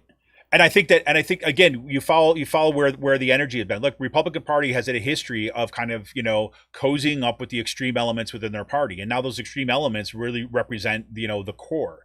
So, like, for example, Cyril, I keep on plugging Cyril here, but Cyril Michaleko, he's got a new piece out that's called Meet a School Board Candidate, Jamie Davis, right? He's been doing this kind of, let's kind of introduce you to new folks. And he leads this up with, I'll read you the opening paragraph on his piece, and you can check out his stuff at Cyril Michaleko, at .substack.com. It says, Time Magazine recently published an article entitled QAnon Candidates Are Winning Local Elections. Can they be stopped? This question is especially pertinent for Pennsylvania's 1st congressional district, ground zero for the QAnon wing of Trump's Republican Party. Local right-wing extremists are trying to infiltrate local school boards throughout the district, even primarying incumbent Republicans deemed too moderate. This is why it is so important that voters actively support candidates who will defend public education from these political arsonists who want to burn down the belief that good governance, smart public policy, forward thinking, and accountability is what voters should care about, and instead make school board elections a battleground for unhinged culture wars, right? And I don't know how you say it better than that. And I think that is precisely what is going on right now in the Penridge School District. It is also happening in some other districts in Bucks County. So, and these folks are networked. Like, one of the things that has been interesting for me is you're following some of these folks, these on their Facebook page. If you look at what are the businesses that are hosting their fundraisers, right? Who are the people that are endorsing them? Because it provides a map to a certain degree of where this assembly is actually happening. Right, so it's a good way to track things that are going on. So, anyways, that's what's going on here. I will have more of this kind of coming up here. I think I'm going to have Cyril back on fairly soon to kind of talk about some of these developments and talked about some of the races here, because we've got the primaries that are coming up on May 18th. That the elections these are going to be very, very consequential elections. What I hope to do over the summer in a more kind of like narrow form is to have some of the school board candidates on. I know that doesn't have the same kind of like statewide appeal or kind of that a lot of folks who tune into this station or tune into the show or come here for, but at least as kind of like an addition to our regular podcast, I'd like to kind of bring some of these folks on just to kind of help give a little bit of a signal boost to kind of what's actually happening in here, and just to try to get the word out and spread it out with what's actually happening. Also with information about how you can actually support these candidates. I mean, I'll do whatever I can in order to try to prevent our school board from, falling into, the QAnon pyre. So, it's pretty crazy. It's something, Sean, when you start seeing this stuff, I was thinking a lot about this actually the past couple of weeks after seeing some of the, stuff on the school board, on Penridge School Board elections, watching, some of the reporting that you were doing, years ago, and tracking some of these, these white nationalist movements, these kind of right-wing conspiracy theorists and so on, and then have that kind of like show up at my front door, basically, right, has been something. I mean, not that we haven't been trying to like sound the alarm about this for a long time, but seeing it actually kind of show up in this way is disturbing. Yeah. So anyways, and more happy news, PA State System of Higher Education is going to be gone. So wait, before I get there, I'll say this as a way of kind of closing out. I know Sean's looking to take a little mental break while I talk about that, but just don't take too long. No, I won't. But I do think I want to point to this. I really think this is interesting to pay attention to. This was a topic on our phone call this morning. What about Brandy Levy? Yes, and Andy Hoover was telling everyone about the case and how they think it's pretty awesome that like it's gotten this far. Yeah. So the ACLU, you go ahead and I'll recap it. Well, no, okay. So I'll give you, for people who don't know what this is about. I'm going to read just a first thing, a report from NPR, because it's really so. It says, facing its biggest student speech case in half a century, the Supreme Court seemed to be looking for a narrow exit door on Wednesday. At issue was whether schools may punish students for speech that occurs online and off campus, but that may affect school order, quote unquote. The case has been billed as the most important student speech case since 1969. That landmark ruling came at the height of the Vietnam War, where Mary Beth Tinker and 4 other students went to court after they were suspended for wearing black armbands to school to protect the war. Here, in that one, by a vote of 7-2, the High Court ruled at the time, for the first time, that kids do have First Amendment free speech rights of school, unless school officials reasonably forecast it will cause disruptions. Now, this Wednesday case, this Brandy Levy one, right? They're saying it's the biggest one since then, because this is not political speech, right, in any kind of direct way. So that raises a different question again about, what are we talking about here? Basically, she just said she was pissed off, right, that she didn't make the varsity team in cheerleading. She went into Snapchat and says, F the school, F the cheer, F everything, blah, blah, blah. And then she was suspended from her team, right? And this is kind of like taken off pretty quickly. It is going to have, Sorry. No, it's okay. It will raise really significant questions about what control schools, right, and I would say by extension some other organizations, because this will set a precedent, right, will have to be able to monitor us outside of our places of work or places of schooling, right? So, I mean, that's kind of my sense of it. So this is really a case to watch, and the fact that it's rooted right here in Pennsylvania is something else. So what did you got on this one, Sean? Sorry, something work just popped up. Remember that documentary we were talking about last night? Yeah. We found it. Oh, that's beautiful. That's beautiful. So say no more. Say no more. It's off the fucking rails. Okay. Great. So yeah, Andy Hoover was on our phone call this morning with the our comms 2 call. I'm talking to all the communicators in the state about this case. They feel very confident that they're going to win this. Yeah, it feels like it's a slam dunk on their end. Because it's not political speech. And it looks like actually you've got an alliance, a certain kind of alliance between liberals and conservatives in the court. Yes, a lot of conservative organizations have signed on to this, filed briefs in support. A lot of progressive liberal groups signed on into this. They have won every court case, hands down, pretty decisively, from all the way up to the Supreme Court, or up to the circuit courts of appeals and stuff like that. They never thought that this was going to become a Supreme Court case when this happened 4 years ago. Like, they thought, like, we'll just send a letter asking not to do this, and that'll be the end of it. And no, 4 years later, it was Brandy who wanted to keep on pushing this and winning. And, like, the school district is just fucking wasting resources pretty much and losing in court every time. So, I mean, if this makes, like, there will be oral arguments about this in June. I think they've been on the ACLU-PA has been on every news channel talking about this. Yeah. Just about everywhere in the state has talked about this. A lot of the major publications have talked about this. And tomorrow, like, Reggie, or the statewide director, will be on MSNBC talking about this case tomorrow morning. So, like, yeah, like, they never thought, like, something like this, a minuscule, like, court case, like, or a minuscule, like, retaliation against a student in school 4 years ago will become something like this. Brandy's now she's graduating. She's now a student at Bloomsburg. Oh, is she? Yes, and still going forward with this. Nice. Yes. I wonder what she thinks about consolidation and mergers. Maybe she could do some Snapchatting for us.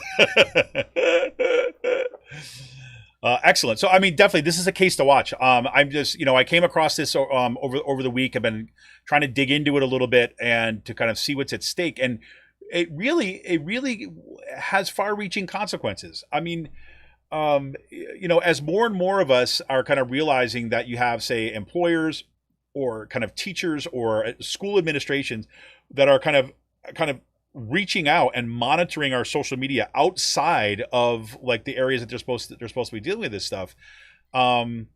That's really problematic, right? And for a whole range of speech and stuff. And so you could see where the both the right and the left on the court, if there's not really a left, but the liberal end of things on the court, why this would be kind of concern. But good stuff. I'm glad to see that going forward. All right. What? Sorry. No, I'm just laughing about this. Okay, good. Basically, Mastriano has a documentary that's fucking batshit crazy. And we found it. Boom! Like there's a promotional video going around, and yeah. So I'm not going to give you more because it's pretty hard to find, but we found it. And there you go.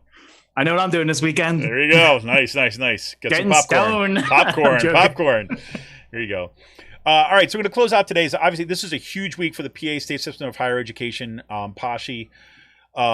We've been talking about this for on and on. I think I'm going to do a separate show on this because there's I do recognize, and I don't want this to kind of run away and into a long discussion. I've already been talking about this on social media, been posting things up. But basically, the gist of it is this: is that there's Chancellor Greenstein, who's Governor Wolf's appointee, right? Basically, the chair had the state system of higher education. He was brought on back in, was it 2018 or something, to help with a transition for quote unquote system redesign. And he came in initially and he promised to be like a collaborator. He wanted to everyone to work together. He wanted to kind of, make sure the system is going to be let's have bold new initiatives and ideas, all that kind of stuff. And what ends up happening is that he puts this proposal out, which is calling for the merger of 6 schools into 2, right? I mean, Bloomsburg, Lock Haven, and Mansfield merged into one called Northeast, even though Lock Haven is basically near the dead center of the state. Put that aside. And then in the West, it'll be California, Clarion, and Edinburgh merged into one out there. And there's a whole series of bunch of problems with that and so on. And there's a huge disconnect between what the chancellor has been saying, that everyone's been included, and what faculty have experienced, what students have experienced, and so on. Big pushback against these consolidations, especially as it turns out that there's not a lot of concrete answers to baseline questions. For example, Chancellor keeps on saying, yes, everybody's going to have keep their unique identities, still going to have their sports teams and everything like this. But they have not gotten any kind of concrete information from the NCAA that's basically going to say that you can have 3 accredited sports teams at 1 accredited school. Right? I mean, it doesn't even make sense, right? And they don't have an answer to that. Also came out of the hearings this week was that they do not have a final word from Middle States, which is the accrediting body of the universities, that the programs, specific programs that have been accredited by Middle States, are going to be able to kind of stay, right, after these schools are forced together. Right. So that was what was coming before the Board of Governors this week on Wednesday. And, cut to the chase, the Board of Governors called his thing, Cynthia Shapiro, the chair of the Board of Governors, called his presentation inspiring, and they voted 7-2, basically, or I said 11-2, I think, but only 2 people voted against the report, and they kind of welcomed it. So therefore, now it's kicked off a 60-day commenting a 60-day commenting period where there will be a couple public hearings are scheduled, only 2 at this point. My guess is that's going to increase because of pressure from legislators. But there's a public comment area where you can basically give your public comments. But the way that public comments have been dealt with in the past, there's no guarantee that it's going to mean anything. This is, I think the Chancellor Greenstein is pretty much approaching this as kind of like, yeah, we got to do this, but then we're going to launch this in 60 days. That merger would take place in 2022. Now, so his, what is it? It's like a 400 and, what do I have? A 400 and, I can't remember exactly, 460 whatever page report came out with these 2 merger plans that were very sparse on details. There was a Senate hearing this week where State Senator Lindsey Williams, why am I drawing a blank? Lindsey Williams, right? Williams? Yeah, okay. For some reason, I was like, wait a minute, that's not her. Anyway, she was really, really pointed in her questioning and got really frustrated at one point, basically saying the actual formatting of the document made it difficult even to read, right? That some of the charts that were included in this you couldn't read them in a PDF format, you couldn't read in an online format, and it made no sense that it wouldn't do this. And there weren't answers to basic questions. So for example, the chancellor keeps on asserting that student support, and she said, okay, look, I understand that you did some sort of student survey. It's like, well, we didn't do this. We had these kind of people do this. It happened in the Northeast. And she's like, where are the results? And he's like, oh, well, we can make it available. And she's like, the fact that you're giving us this report and you're saying you're making claims about students, you're not showing us the data and showing us these reports is a problem. Right? Is that this should have been included in the report. If you're making claims based upon what students said, then we need to see the data. We need to know how many students were interviewed, how many students responded, how many, all that kind of stuff. So there you have it. So there was like some pretty strong pushback, particularly from her. I was very happy to see that. In the end, what happened before the board voted on it, there was a report that was commissioned by the Pennsylvania Budget and Policy Center from the Political Economy Research Institute out of the University of Massachusetts that was looking at as the plans as they were, right, in the fall of 2020, right, and then he spent whatever, I think he said 6 months reviewing all the data, putting together his reports and so on. And in the end, right, again, cut to the chase, the report finds out that basically what this is going to amount to is about 1,500 direct job losses at the state system universities. Those are going to be strongest felt in those universities that are being consolidated or being merged together. But it's going to happen kind of system-wide. So when I was looking at the charts, for example, as they show, like Kutztown University, my home university, is not one of the universities that is being shut. However, in those plans that are showed right here, right, we got this chart that shows that Kutztown University, the expectation is that they're going to get rid of about 145 jobs. Right now, that is faculty and staff together. Let me be clear about that. But it does show that if of the job loss, right, you're talking about of the 1,531 jobs that are going to be eliminated due to this plan, right? 809 of those are faculty jobs, right? That's about 40% of the cuts are going to hit there. So we're talking about major impact, and it's going to be hitting communities the hardest that need the jobs the most. Right. So in those regions, right, that again, the state system of higher education was put together to be a system so that you could guarantee that you could deliver high quality public higher education at an affordable price in areas of the Commonwealth, right, that could not support it on their own. That's the whole idea. You want to provide access to everybody. Right. And those are the areas like Mansfield, like Clarion, right, like Lock Haven, that you're talking about either one of the Pasha University is either the largest employer or next to the largest employer in the area, has in most cases, right, has kind of well-paying, good benefits, union jobs, right? Those are the ones that are most at risk.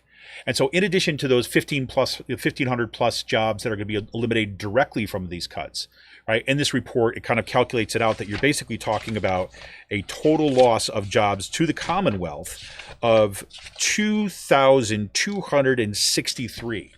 And they calculate that by looking at, okay, the university buys X number of things from this distributor, right? What's going to be the reduction to that? So therefore, what's going to be the loss of that income? And then what they're called the induced ones, where, I'm like making, say, decent money in a small town, and I'm spending that money at local restaurants. I'm spending that money at local stores and kind of in the area and contributing to the economy. My job goes away. All that goes away too as well, negatively affecting those restaurants and those local stores. So it's calculated into that too as well. So you're looking at about 2,200 plus jobs eliminated there. And there's a lot of other kind of consequence of this.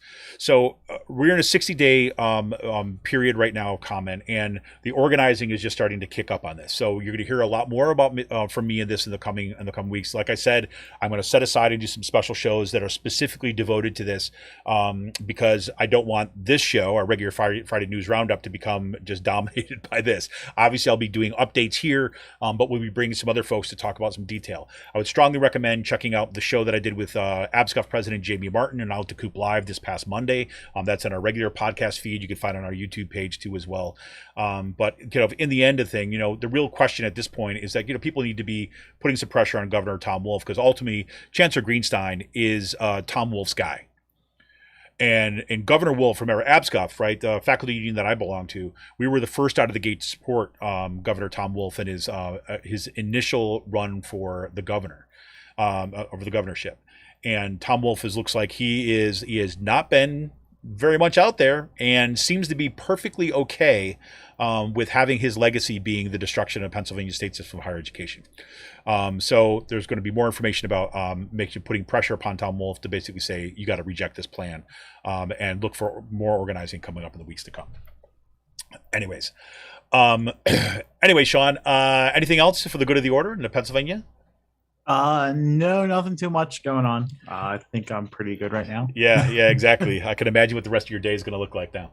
So it's going to be very happy, I think. All right, this is Kevin Mahoney, editor and founder of Raging Chicken. We're going to be right back after this quick break with this week's last call. Want to remind you, you can become a patron of this show by going to patreon.com/rcpress. Just $5 a month. It's like a freaking beer a month, right? You can help support Pull No Punches, homegrown progressive media. Become a patron of Raging Chicken for a little $5 a month. Patreon.com/rcpress. We'll be right back to this quick one. Where are my people? Where are my people?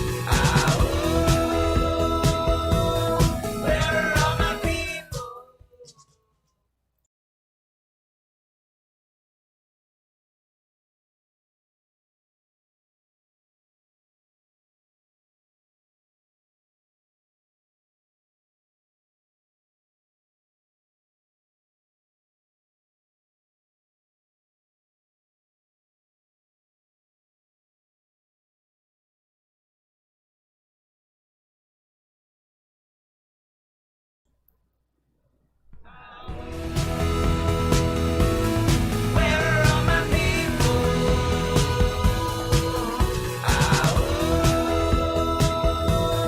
Where are my people? Hey, everybody. This is Kevin Mahoney, editor and founder of Raging Chicken. Back here with Last Call. We talk beer news, we talk space news, whatever else is kind of going on in our lives. I want to just real quickly kind of respond to something that came up in the YouTube chat. And this is from Nick. And I'm not sure if this is kind of what you're getting at in the comments. Is I wonder about if that counts vacancies. The reason I wanted to just kind of chime in about this real quickly about this because there's been some discussion on Facebook and some Twitter among faculty about these numbers in the report, the Perry report. So let's be clear about what those numbers are. So based upon all of the information about the plan that was available this past fall, all right, this was saying what the plan anticipated as being the losses, needing to get rid of this number of jobs in order to support the plan. So some people have been chiming and been all kind of like get worked up. So yeah, but this doesn't count like people who've already retired, and this doesn't kind of count. He's like, so basically there's numbers. No. The point is the plan pushed for that stuff, right? So yes, some people have already lost their jobs, right? Yes, it's true. Some people have already been their job, but this is the idea. And that's what that report focuses on. The report focuses on the elimination of jobs that are necessary. That is why it calls this one of the most major job losses, like a shutting down a plant, right? It's a huge job loss. That is what is at the core. So as much as Chancellor Greenstein wants to use this pretty language to talk about what he's doing, about innovation and use all these Silicon Valley words, really what this is about, it's about massive austerity and reductions of stuff. So in terms of vacancies, it means that some people leaves, it means that person's never going to get rehired. Yes, that is a job loss. That is an actual a decrease in the number of jobs at that particular place. That means when they get rid of a groundskeeper, they don't replace that groundskeeper. That means when they get rid of the custodian, they don't replace their custodian. That means like they did at Cheney, when they get rid of all the librarians so that Cheney no longer has a librarian on campus, let alone a library, that never comes back. That is factored into the plan. That is what is at the core. So I just want to be clear about that because, people do some weird stuff when they look at kind of like honest to goodness studies and projections about something that goes on and they don't want to believe it. So they kind of look for ways to kind of say, no, that it can't be true. And I can't tell you how many times since I've been at Kutztown University that is the freaking conversation we have to have. It's like, because you think that I'm being extreme, or like a report from freaking political economists are being extreme, that you just want to kind of say, no, it can't be true. And that's easier to believe than organizing to stop it. So anyways, I'm going to shut up now because this stuff. And Nick, I'm sorry. I don't mean that. I'm not saying that you're saying that. I think that was a legitimate question. And I think I'm just saying that I see this chiming in from the edges that really concerns me because it's like, that's the kind of crap that will guarantee the state system of higher education goes down. And look, I'm not in that camp. You want to be in that camp? Fine, but not me. So yes, Nick, the specific question, and I'm sorry, Nick got me all worked up, and it wasn't Nick. Nick was asking a good question. So I think that does factor in some of the vacancies that are a result of the cuts that began before that report was released. Okay, great. Anyway, Sean. Happy news. In space news. I'm just going to turn off my computer again for another 10 minutes. No, I'm going to go through real quick. Cool stuff. You saw Mars helicopter Ingenuity. I've just been fascinated by watching it all week. There's been, we actually got its last flight a few days ago. Actually was able to kind of capture the Perseverance rover on its flight back to its original starting point. This shit just amazes me. But it missed its fourth flight attempt yesterday. They had this problem initially when they were trying to do the first ever flight, and there was an issue with the software getting switching over to flight mode. That happened again. The last time they put the software fix out, it said, look, this is going to work as a fix about 85% of the time. So they're just not sure if it's a new problem or if it's the same problem kind of reemerging again. But it's pretty cool. Major happenings in the kind of international kind of space race, if you will. China launched its main module for its first permanent space station. In addition, they have their eyes on kind of areas for establishing lunar colonies or lunar bases, we should say. And they're also next month they're going to have their first rover going to be land on Mars. So really just kind of rapidly developing scenarios that are happening in kind of international space stuff. Crew 2, SpaceX's Crew 2 is going to have to wait up in the space station a little bit longer. Crew 1 will have to wait a little bit longer, even though Crew 2 has already arrived back at the on the space station, because the weather on Earth is not kind of cooperating so much. So I think it'd be kind of pretty cool to be a kind of an astronaut being like, I guess we'll go to stick around. I know I handed off my work to you guys here, but I guess I'm just going to hang out in the cupola and kind of take pictures of the Earth. I think that's I wonder how you doing. handle time up there. You know what I mean? Not actual a 24-hour day. Totally. I mean, I think they try to schedule it, I think, as a 24-hour day, but you see, I think it's 19 sunrises in a day, right? Because that's how fast the ISS is circling the Earth. And so how I think it's got to be mind bending. Well, it just kind of it's got to mess with your head, right? Oh yeah, it's stressful and you're that's what I meant by stressful, like that. Yeah. So I do think and the last SpaceX flight they had a bunch of CBD sent up, so maybe that'll help it. No, they did not. but that might be a solution. I don't know. Oh, don't worry, I'm trying to get some edibles this weekend for that. I bet you documentary I'll be watching. Yeah, exactly. They're fantastic. So that's kind of pretty cool. So they'll be up there for a little bit longer. And I was also fascinated to see that the Crew 2, as they were going up, were concerned about getting hit by space junk. So that's been something that the European Space Agency has been tracking quite a bit, and there's increasingly trying to kind of come up with solutions. Well, how do you actually get rid of this stuff? But as it goes to show that what we do on this planet is being just exported into there. That with fact that we leave a bunch of shit floating around in the orbits that could potentially kill people. Seems pretty par for the course for human civilization. So Western civilization in particular. But here you go that. Anyways, let's get to some beer news. That's what I really want to get to today. So we've got 2 new beer releases coming for Free Will this week. You got the Strawberry Banana Mash. That is a sour ale with strawberry, banana, vanilla, and milk sugar. Classic combo. This has been out before. They say it brings to mind memories of squeezing Go-Gurts, fresh blended smoothies, and a mushy juice soaked in banana pieces at the bottom of a fruit salad. As always, fully fermented, fruit only at 7.5 ABV. Fantastic stuff. I had that last year. It surprised the crap out of me. The Strawberry Mash too as well. That when I first had the Strawberry Mash last year, I was like, oh, we'll see. And it was blew my mind how good it was. This one's good too as well. A little on the sweet side, but they don't overdo it, so that's a good thing. Longful Hunt. This one is out. It's a DDH double IPA brewed with flaked oats and wheat, hopped in the kettle with Mosaic, then dry hopped with Moteku. Idaho Gem, and even more Mosaic in cryoform. They say it's soft and fruit fruity with notes of candied tangerine, summertime melon, and apricot preserves. That comes in at 8.5 ABV. I'm pretty sure I've had this one before, but I'm not 100% sure, but I'm very much looking forward to that.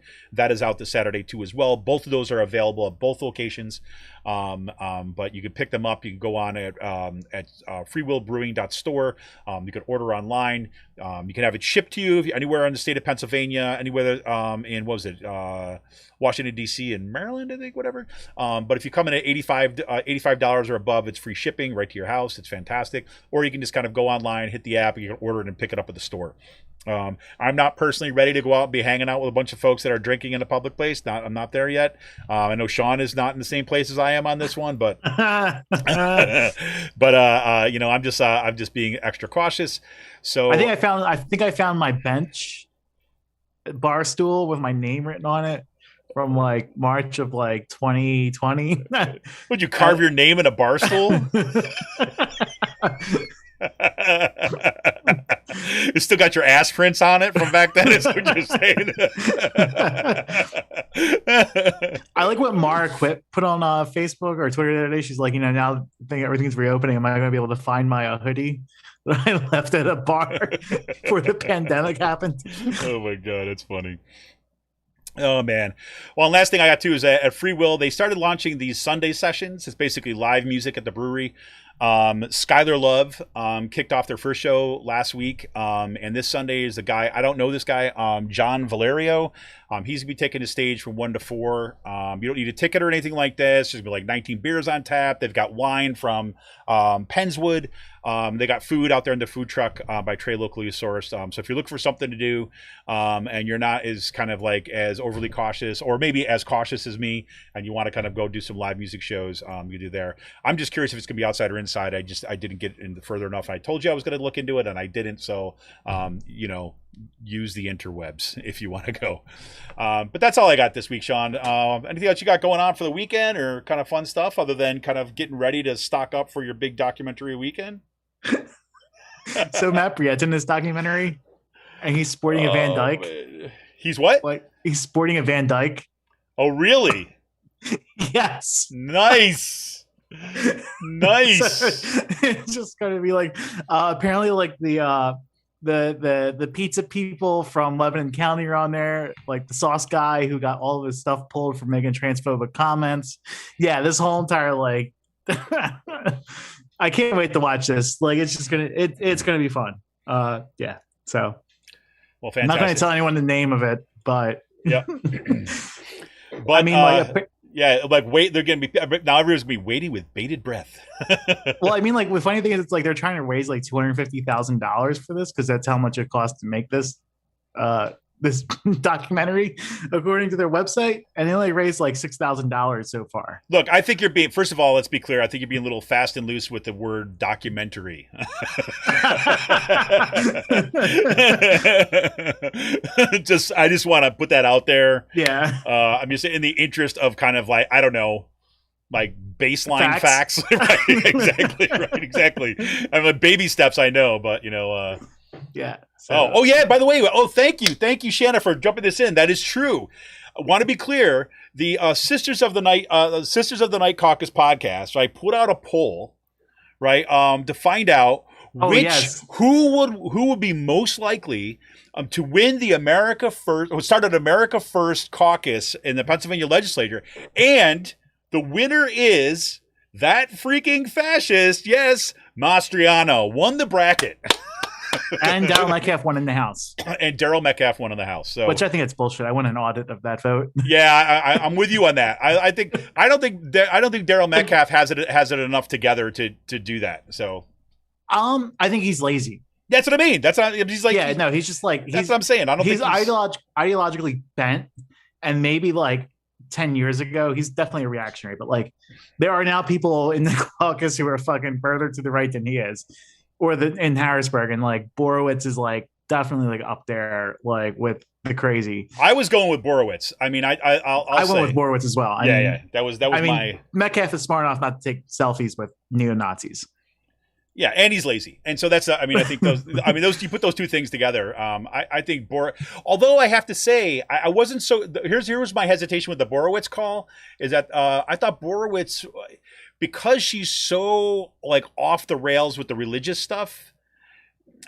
There was a little bit of a kind of like disjuncture between whether or not she should do the America First. Oh, absolutely, 100%. She's like she's right in line with the Christian fascists. The white nationalist people that we've been following. For Okay, all right. I'm sold. I mean, I told you, I backed her. I backed her in the bracket. Yeah. So, yeah, I'm looking forward to this weekend. I'm looking forward to next week too. I'll be doing some work with Nurses for PA Coalition, union, non-union coalition of nursing groups with SEIU Healthcare. So I'll be, shooting their lobbying day. They really go for like safe nursing ratios in Pennsylvania, which the nursing ratios are pretty outrageous, to say the least. Yep. And then I'm getting my hair cut on Tuesday. Been looking forward to that. Nice. Literally like had this booked out about a month ago. Nice. Like, please tell me are you gonna film the whole thing for your lifestyle channel? No, I'm not. No, too bad. That would be fun. But no, so I'm looking forward to you that. get a manicure and a pedi too? Or no, I don't. Okay. Just checking. Chops has been very busy this past month just because of like people are getting vaccinated and getting he's pretty much booked for the rest of the year. Yeah. So it's easier to get a meeting with the governor than to get a haircut with there you go. my barber. There you go. So well, hey, my other little big news is that I finished my last class of this semester on Thursday. I still have papers and grading to do ahead of me, but I am like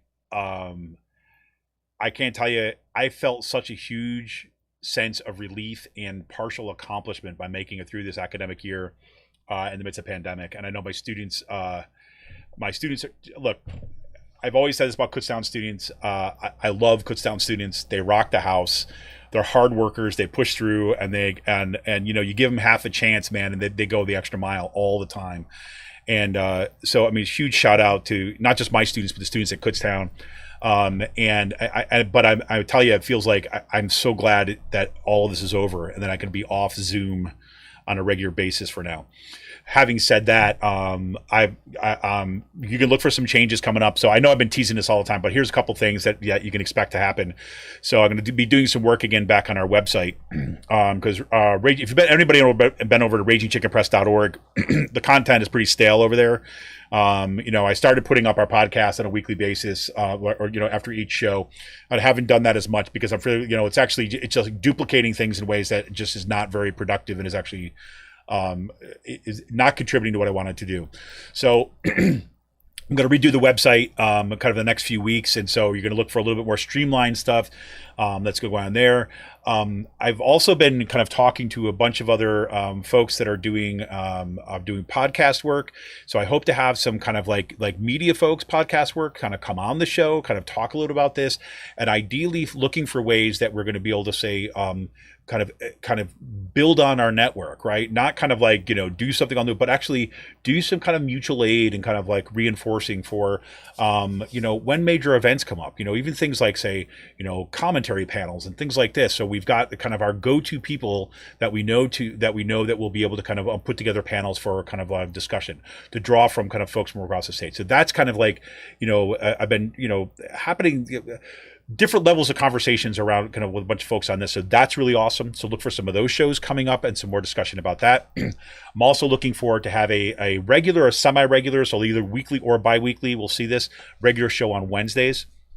It'll be a shorter show than say Out the Coop Live. But it looks like I'm going to have say one potentially regular co-host for that kind of on like maybe like a monthly or kind of bi-weekly basis, then come up and do something that I'm toying around with calling it like like the one thing or something like that, where just do a kind of quick take on one story of the week that we're going to drill down into a little bit. So some cool stuff that's going on. And, you know, again, for those of you who stuck with us all to the end of the show today, I want to thank everybody really for the support they've given us. And this, I'm finally at a point where after the Trump administration was able to kind of clear my head and really kind of focus on, okay, where we take it, what needs to happen in the next step. And I've been lucky enough to have some people really kind of came out of the blue that are of similar minds of kind of wanting to do this and actually want to work to build stuff. So I'm very, very excited about that. But I'll leave it there. We'll talk more details kind of coming there. But thank you all who have actually helped support the show. Thank you all who have kind of been with us from the beginning or who are brand new to the show as the last couple of weeks. I appreciate you all and thank you so much. This is Kevin Mahoney, editor and founder of Raging Chicken Press. We want to remind you that you can help support us by going to patreon.com/rcpress. You become a patron for as little as $5 a month. Absolutely fantastic. Listen, it's we got a wind warning out today, big high winds warning on my area. We hope it's going to be a good weekend, good week coming up. I'm looking forward to summer, digging in the dirt, fighting a good fight. We'll see you soon, everybody. See ya! My face, my arms, can't tell if I exist. Am I the sky, the rock, or tree falling in the forest? I had a friend once, at least I think I did. I almost can't remember exactly what a friend is. There are no people in the future. No